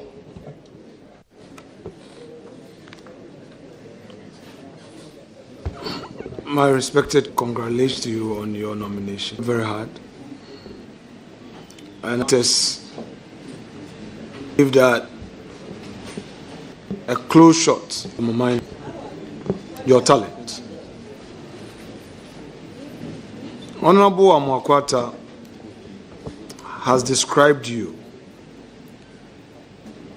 the former roads and highways minister. That's how he describes you. Intelligent, frank. In view of what will be your reaction aspect of the perception held by your colleagues? Thank you. Thank you, Chairman. And I just be careful the way you put it. So for that part, I will work on it. Thank you. Thank you very much. Honorable, with you, please. Use it. Yeah, I'll be using it.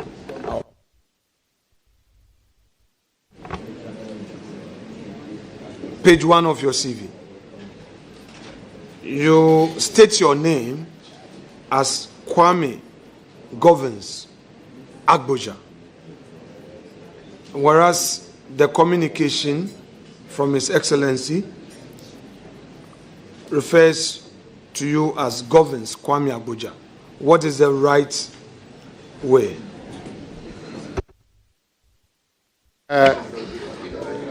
I prefer... Chairman, I just want the correct full name. It's in my passport and on my Ghana card is Kwame. My middle name is Governs. My Christian name or first name is Kwame Agbodza. I know, so my middle name is Governs. Very well. So, Kwame, in all difficulties and dangers, in whom would you put your trust? And for this your vetting and written. And you have there Ewe, tree, English. I speak % of the time. My Anlo is not good at all, as you may know, because of my Efutu, dilution. So I don't speak tree with you. Is it the case that you speak the tree and write the tree as well? That is why I say I speak some tree. Very well. So, Kwame, hometown, the pronunciation. Yes, Adaklukodiabe. So, what you mean is that daddy and mommy come from Adaklukodiabe? No, side comes from some other places and settled at Old Baika in the OT region. Yeah, sure, I know.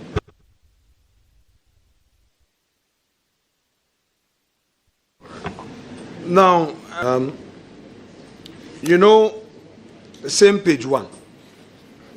You have your experimental JSS. Then you have Mauli School, where you had your GCE O levels, 1988 to 91. Yes, I went to those days, it was called. So when you finish your 3 years there, you go straight to secondary school, Form 3. Then you just do... Please, let's go to page 2 of your CV. So you've indicated the 2014 to date, K and Partners Limited. Position. Were you a registered director of this company, or you were just an employee? When you come to Architects Co-Partners Limited, you also have the consultant, directorship, and ownership, or you are just a partner?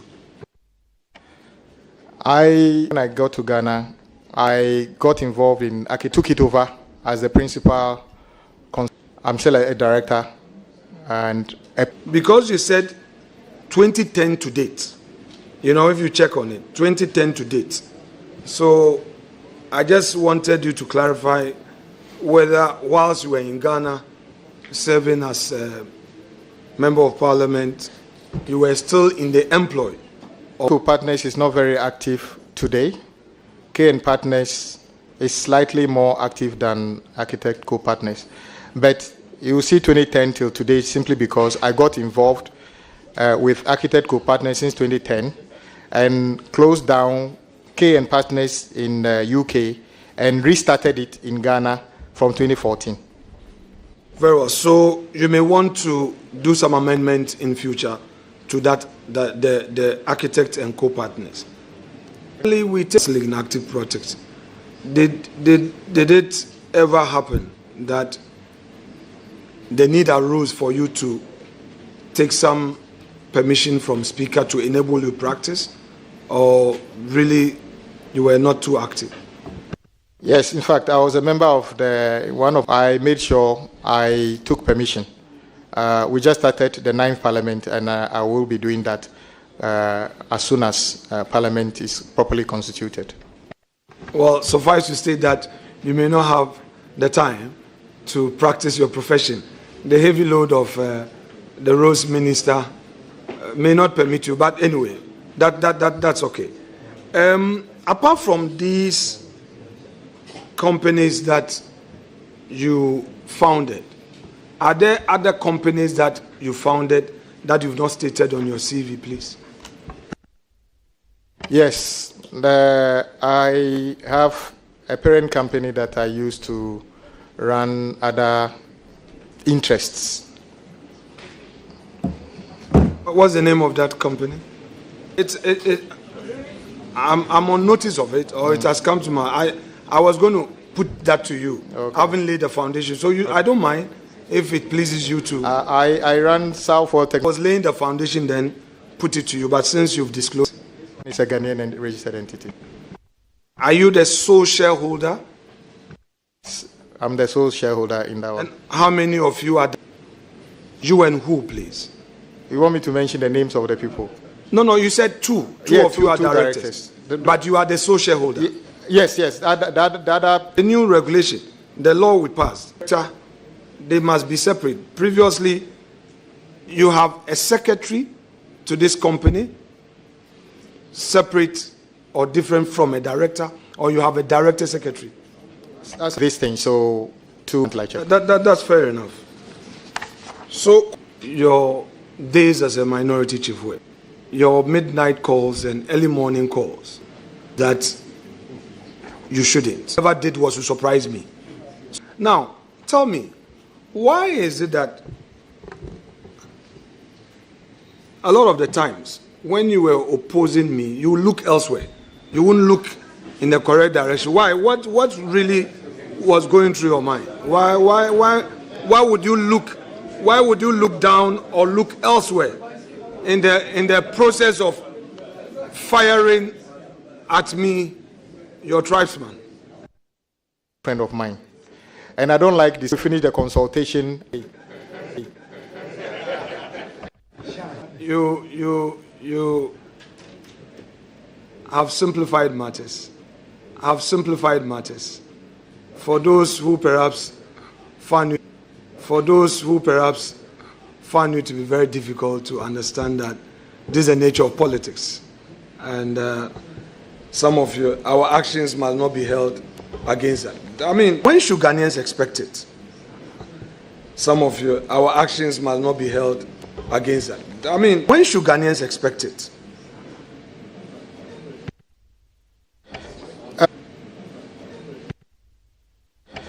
I'm of the view we shouldn't just, as a ministry, hurriedly put together something and spring a surprise to consolidate that. Exactly when would the rollout be? That would be part of the first budget of President Mahama to be Dr. Cassiel Atoforsen. So, you mean the policy will be introduced in the first budget? There will be a rendition. I sincerely believe we need to, what the law says still talks about toll booths and other things. And as I said, we are not going to build physical toll booths where drivers will stop and pay anything. So it requires us to actually amend the law. But the policy But the policy would appear in the financial policy of government. To do would be brought to the House. So you would agree with me that some costing would have to be done. Before some simulations already. I am aware that we have done some service. Both at the ministry, we have done some service.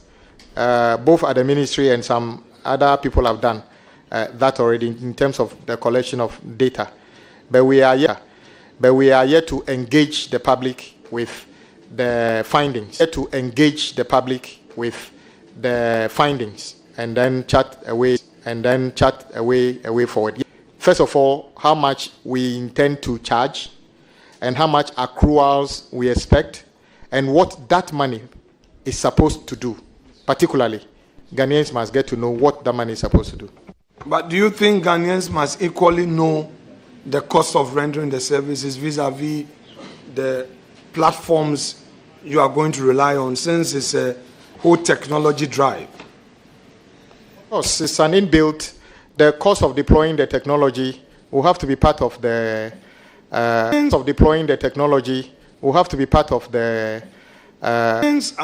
Understand you to mean that you would introduce a public tender for the purposes of this IT services with the purposes of this IT services with the. At this stage, I can only say that it will be. So I will leave it at this for now.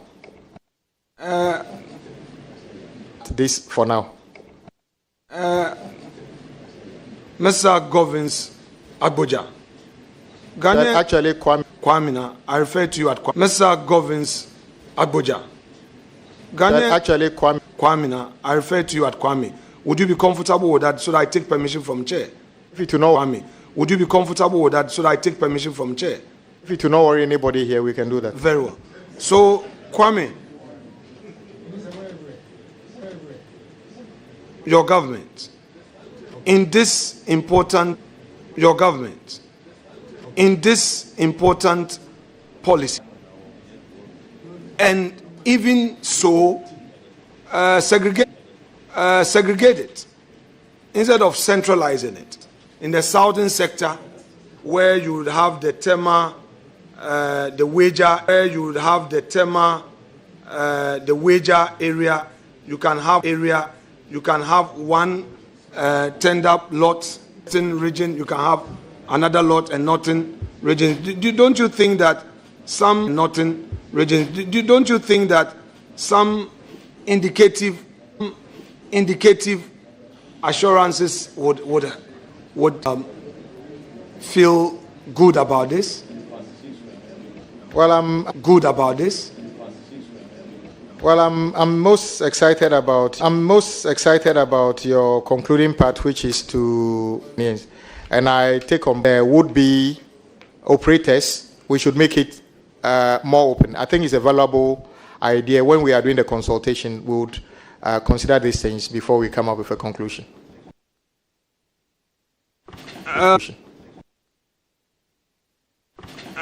Chairman, some stakeholders have called for the suspension law we enacted to impliedly repeal the Act 540. That is so, the Ghana Highway Authority law. What is your own view about this?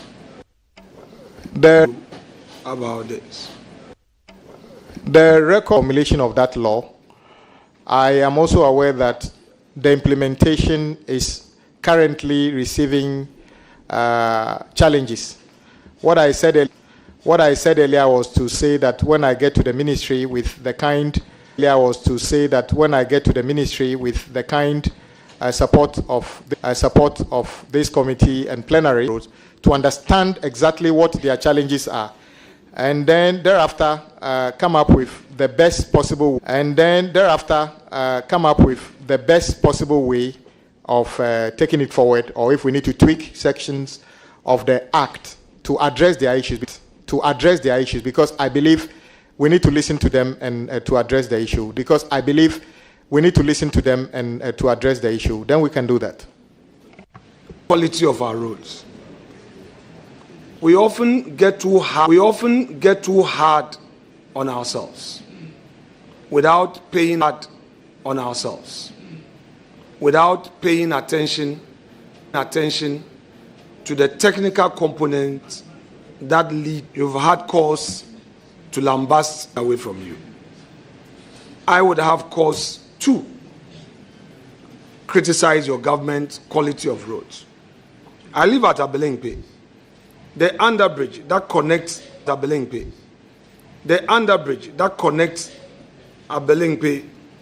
Abelingpe to Abofu.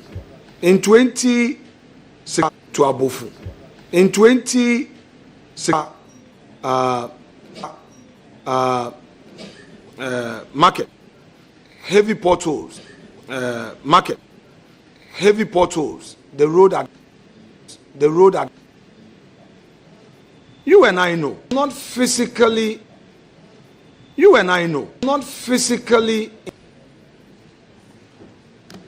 As a minister and your government. What steps do you plan to put to certify quality of work done? Do so patriotically, because, my dear colleague Kwame, the debts you talked about is likely due to constituency Winneba, a road from Insuechil through Jahazi to Jenjenhazi, which was awarded and it was to be completed in 2008. It was done. Contractor, I don't want to mention his name, was paid. During President Moses' era, President Moses' era, did again. So it was paid again. So it was paid 2017 all the way to 6th of January 2025. The road had to be re-awarded because it had gone very re-awarded because it had gone very in a period of 10 years or less. For by the state. As a for by the state. As a political class, everything, and allow the corpus, everything, and allow the corpus to go scot-free. How do you intend to deal with this matter? Thank you, Chairman. On a lighter note, I now see how come my road was not done, because they did yours 3 times. And there was the money got finished, so they couldn't do mine. No. And there was the money got finished, so they couldn't do mine. No, I said yours. No, I said yours 3 times. That is why.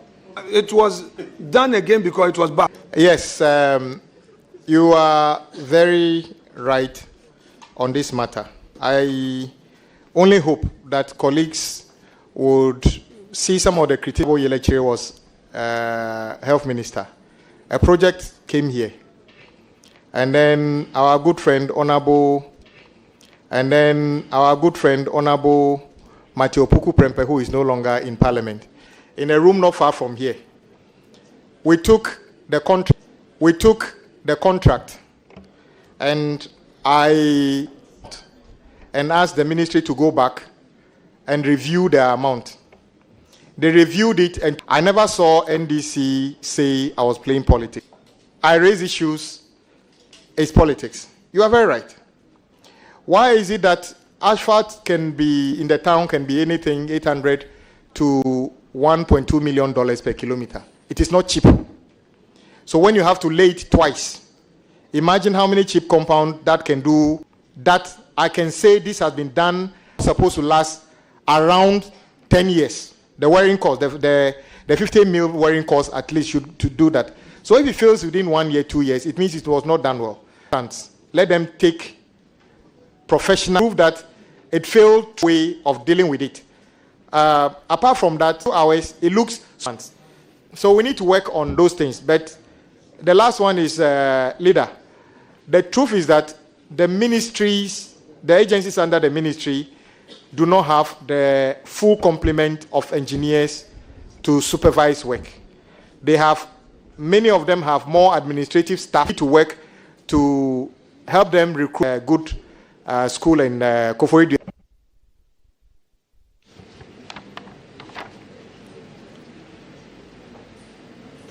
Honorable, clause in contract. Correct? Mentioned 6 months, but every contract payment is not made over a period, depending on the contract.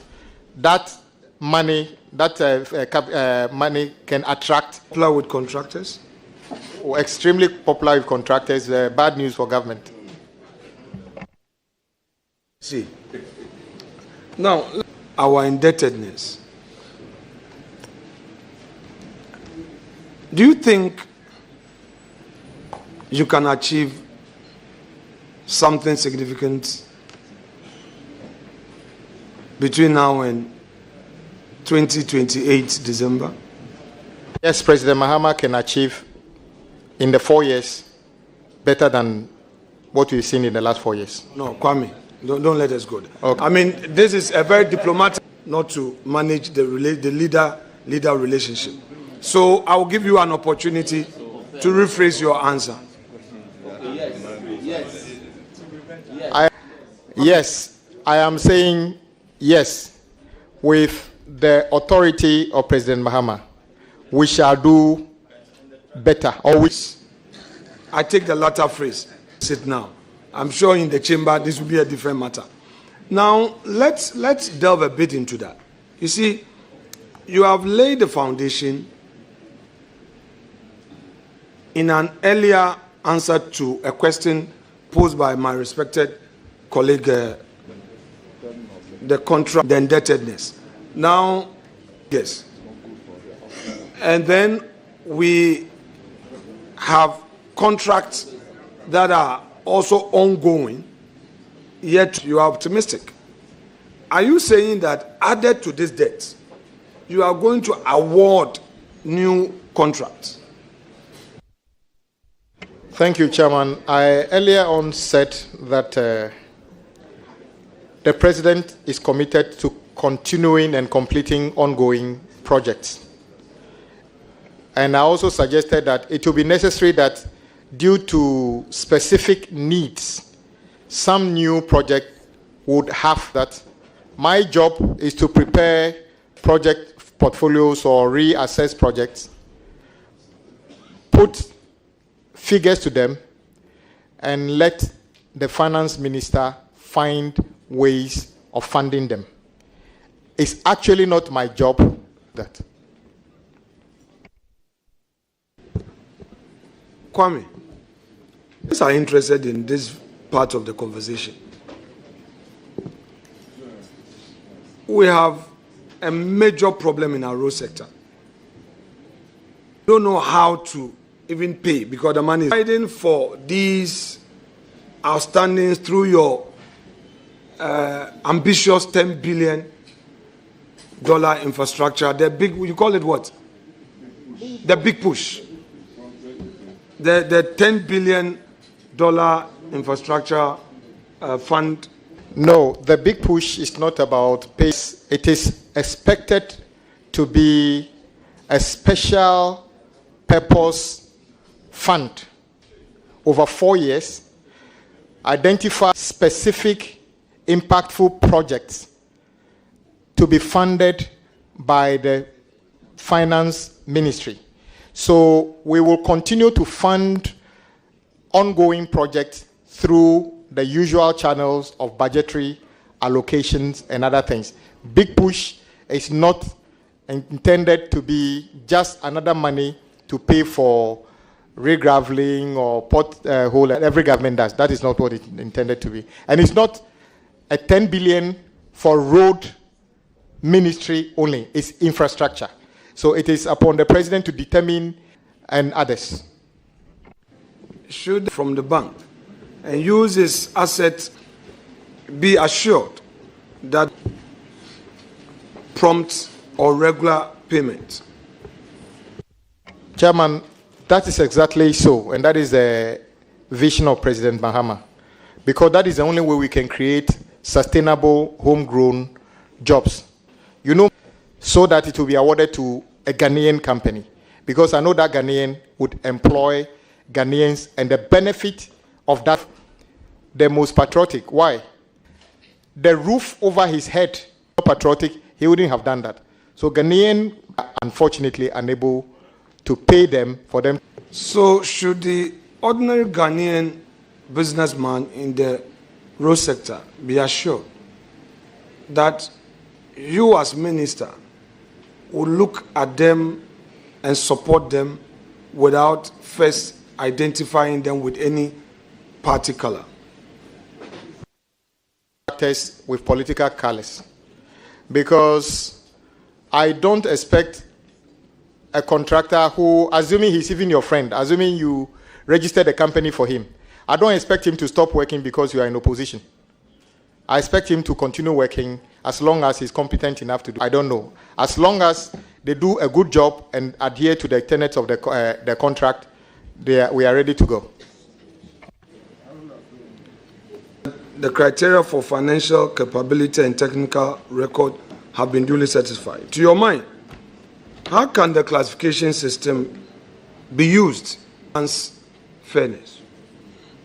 The classification has to go in tandem with other support and including competency. Because if it's just a matter of you want class A contractor, so you need a number of bulldozers, excavators, do that. But whether the person is committed to do the work is different.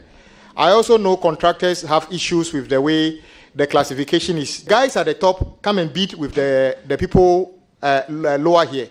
But because of the capacity they have, then the lower guys can never get the award.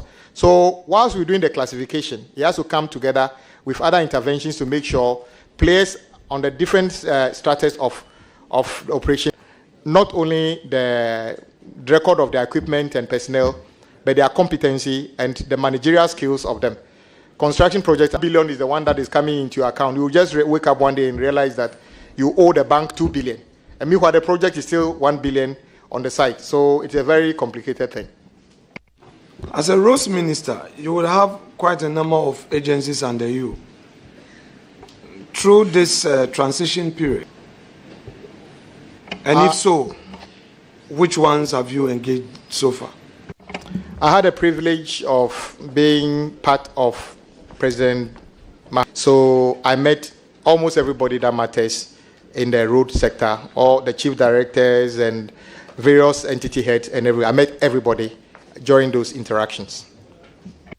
Now, you know that some of the chief executives of these agencies under you have subsisting contracts. And it is also obvious to head these agencies. That would come as a matter of course.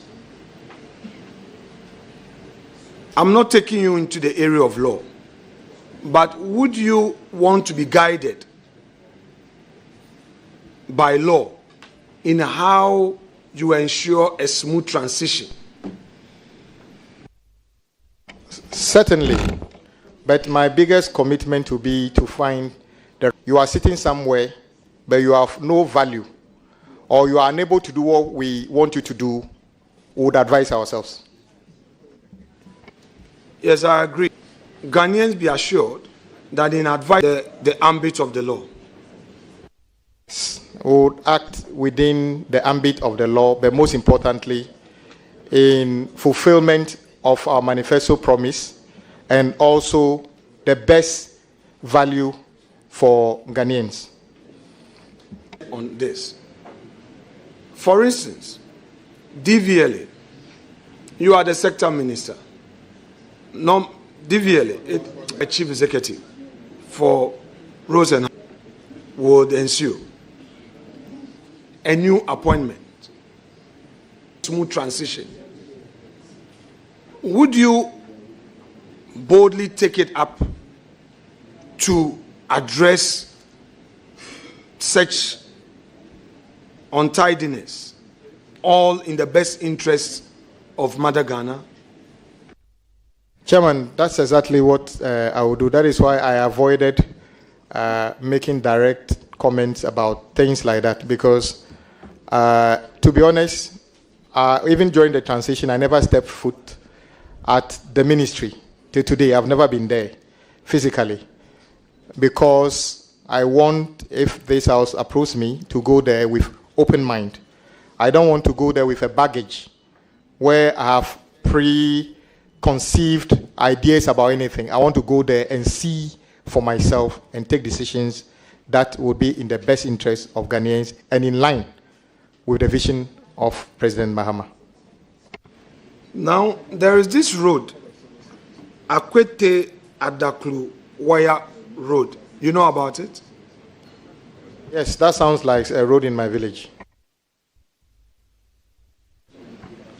Very well. I am saying that indeed, as you said, it sounds like a road in your village. May I put it to you that indeed it is a road in your village? Have you seen any improvement on this road? In 2016, Honorable Inusa Husseini, under a program, awarded a number of road projects across the country. Akwete Wire, Abwadi, Nochrepe Abwadi Wire to Kaime was part of those projects. I think September 2016, and award letters came out. We went into an election in December the same year, and we lost. The contractor delayed and came to site far later than that. So the project was done after we left office, though we awarded it. And that is the fact. The good thing, though, is that whenever the regional minister, the former regional minister, Dr. Lecha, was going for an inspection, he acknowledged the fact that I did some legwork as a member of parliament and got that approved. So he always took me along. I remember one day we went on site, and one of his party people tried to do politics, and he told him, not here. You have to give credit where it is due. The only difficulty is that that road is already requiring maintenance, just like your own, because the way it was done, maybe it should have been better. So it's even requiring further attention as we speak. Kwame, you know, in the chamber, you would always emphasize that Adaklu is Adaklu and Ho is Ho. Your constituency is not part of Ho. Why the emphasis for the difference? Why the emphasis? Well, are these two separate traditional areas? Yes. And if so, even if they are separate traditional areas, are they of the same group or different?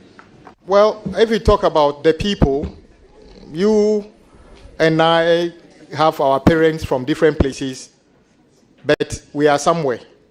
So you can imagine if you share boundary with another town. So Ho and Adaklu, if you were to be coming from, I assume you know Ho, on the way from Ho towards Sogakope, going to Sogakope, it will be difficult to tell where is Ho and where is Adaklu because they are almost becoming twin towns. So yes, Adaklu is separate from Ho. The confusion, a bit confusion I've seen in recent time started when in 2016, the NDC decided to donate some land to government through some families to build a regional sports stadium. That land is largely in Adaklu because you can't get that size of land inside the boundaries of Ho. We couldn't do that before we lost the election. When the NPP came, they wanted to do these regional youth centers. They fell upon part of that land and built it. It became a bit of challenge, and I must commend my brother, the former sports minister, who set the record straight that yes, it is a Volta Regional Youth Center, but the location is in Ho, but it's in Adaklu. And the president himself, when he came and we were lucky to host the 6th match there, he said categorically, we are in Adaklu. So when he came, he paid a courtesy call on my revered chiefs and made them aware. So, but there's no challenge between us and Ho people. It's just the issue of that boundary, which is not even a boundary dispute or anything. So, yes, Ho and Adaklu are different in terms of traditional areas. So, Keta, Anoga, Aplao area, they describe themselves as Anglo people. So the Adaklu Ho area, how do you describe yourself? You know, a Ho, they call themselves Asogli. And then Daklu, we call ourselves Beko. So they are completely different. So Ho is Asogli. So the paramount chief, Togbe Afede is there, and then we have our Togbe Acha. Chairman, a point of order. The paramount chief of Adaklu. I'm using persuasion. Chairman. Okay. My respected colleague, the chair, who is also a family member, has just given me some education on even the further breakdowns that we have the Anlo, Aveno, and then the Tong, and all those breakdowns. Anyway, so in concluding, I would want to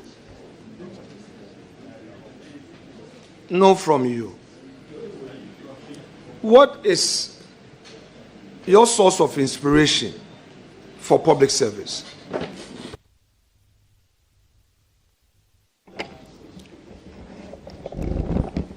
First of all, I think politics is for good. I am never somebody who believes when I hear people say politicians are always the same. I believe a lot of the things, progress we have made in this country was championed by on the back of politics. My inspiration in this starts from the first president. It's about sacrifice and what Ghana achieved through the sacrifice of Osajifo Dr. Kwame. Please, order. Can we have some order? So my inspiration is that our forebears sacrificed and built a foundation for our country, of which Ghana is respected everywhere in the world.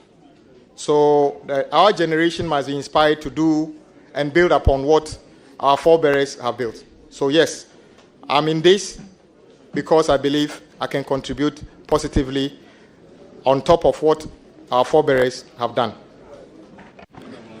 The young man at the university, the young man and the young woman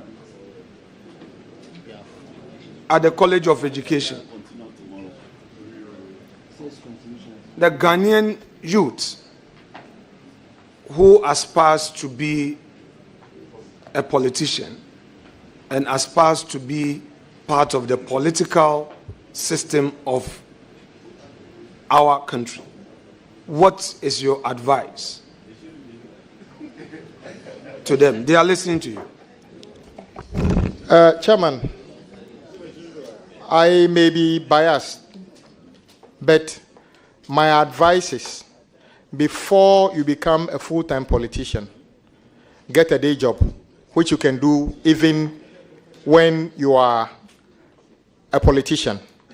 In my own life, the resources I spend in my constituency, the bulk of it does not come from the sources in politics.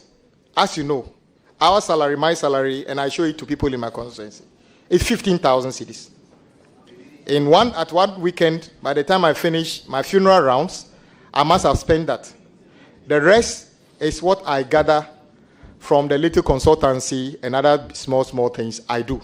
So my advice to the young man who wants to enter politics is get a day job that is sustainable first.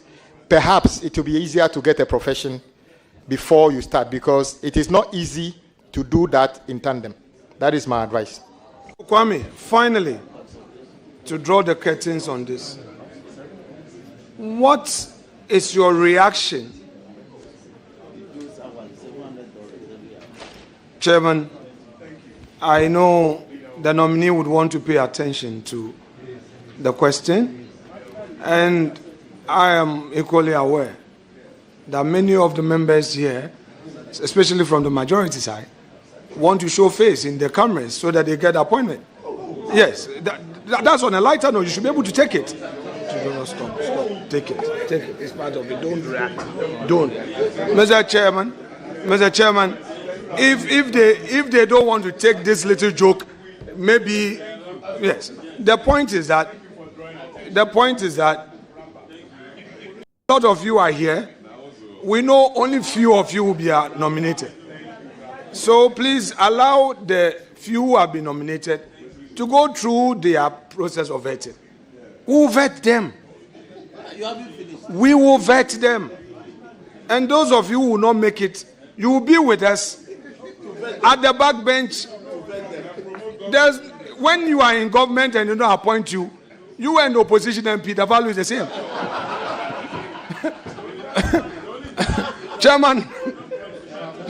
Chairman, whether micro minority or mighty minority or backbench majority, the value is the same. They don't appoint you into government. So it is only 60. Regional ministers, deputy ministers, substantive ministers. A lot of you will not make it. Anyway, Chairman, to draw the curtain on this, Kwame, I would want you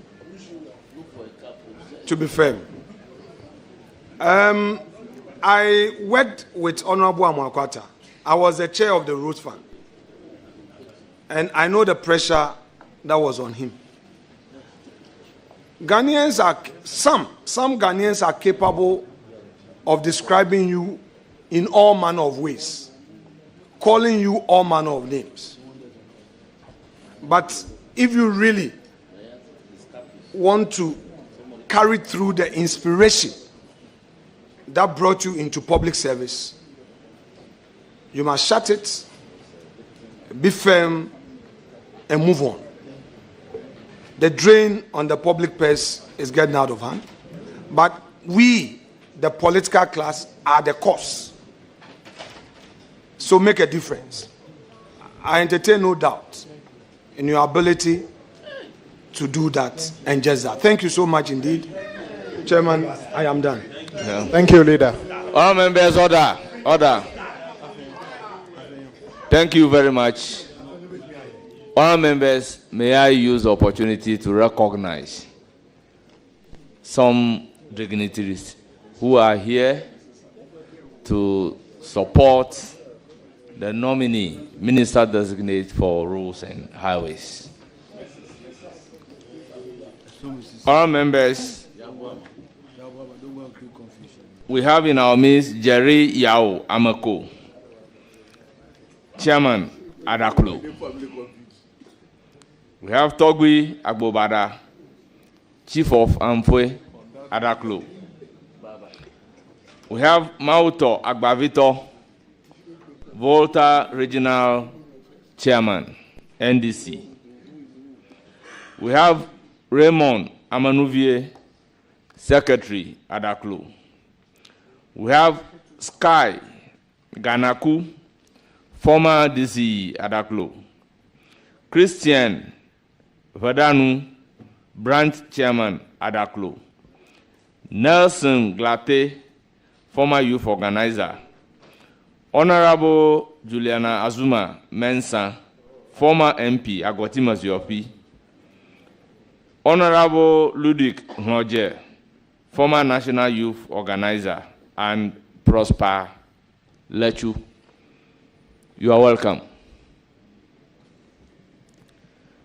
Honourable members, I want to thank the nominee for attending. Okay, we also have Honorable James Kluche Aveji, former member, Ketu North. Celebrated Public Accounts Committee. And former chairman, Public Accounts Committee. Honourable members, I thank the nominee for attending upon the House and answering questions answering numerous questions. It's now my turn to ask you questions, but have listened to your answers to questions posed. I do not have any question for you, but to congratulate you for attending upon the committee. Surely you will hear from the committee. You are hereby discharged. Thank you, Chairman of the committee.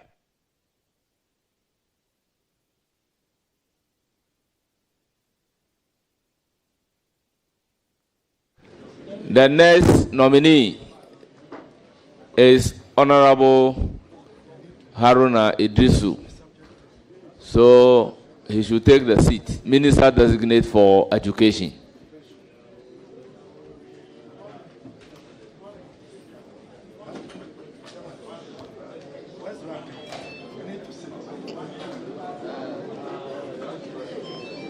Please, time is fast spent.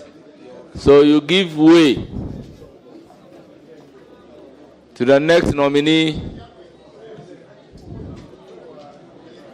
and those who are here to give him moral support.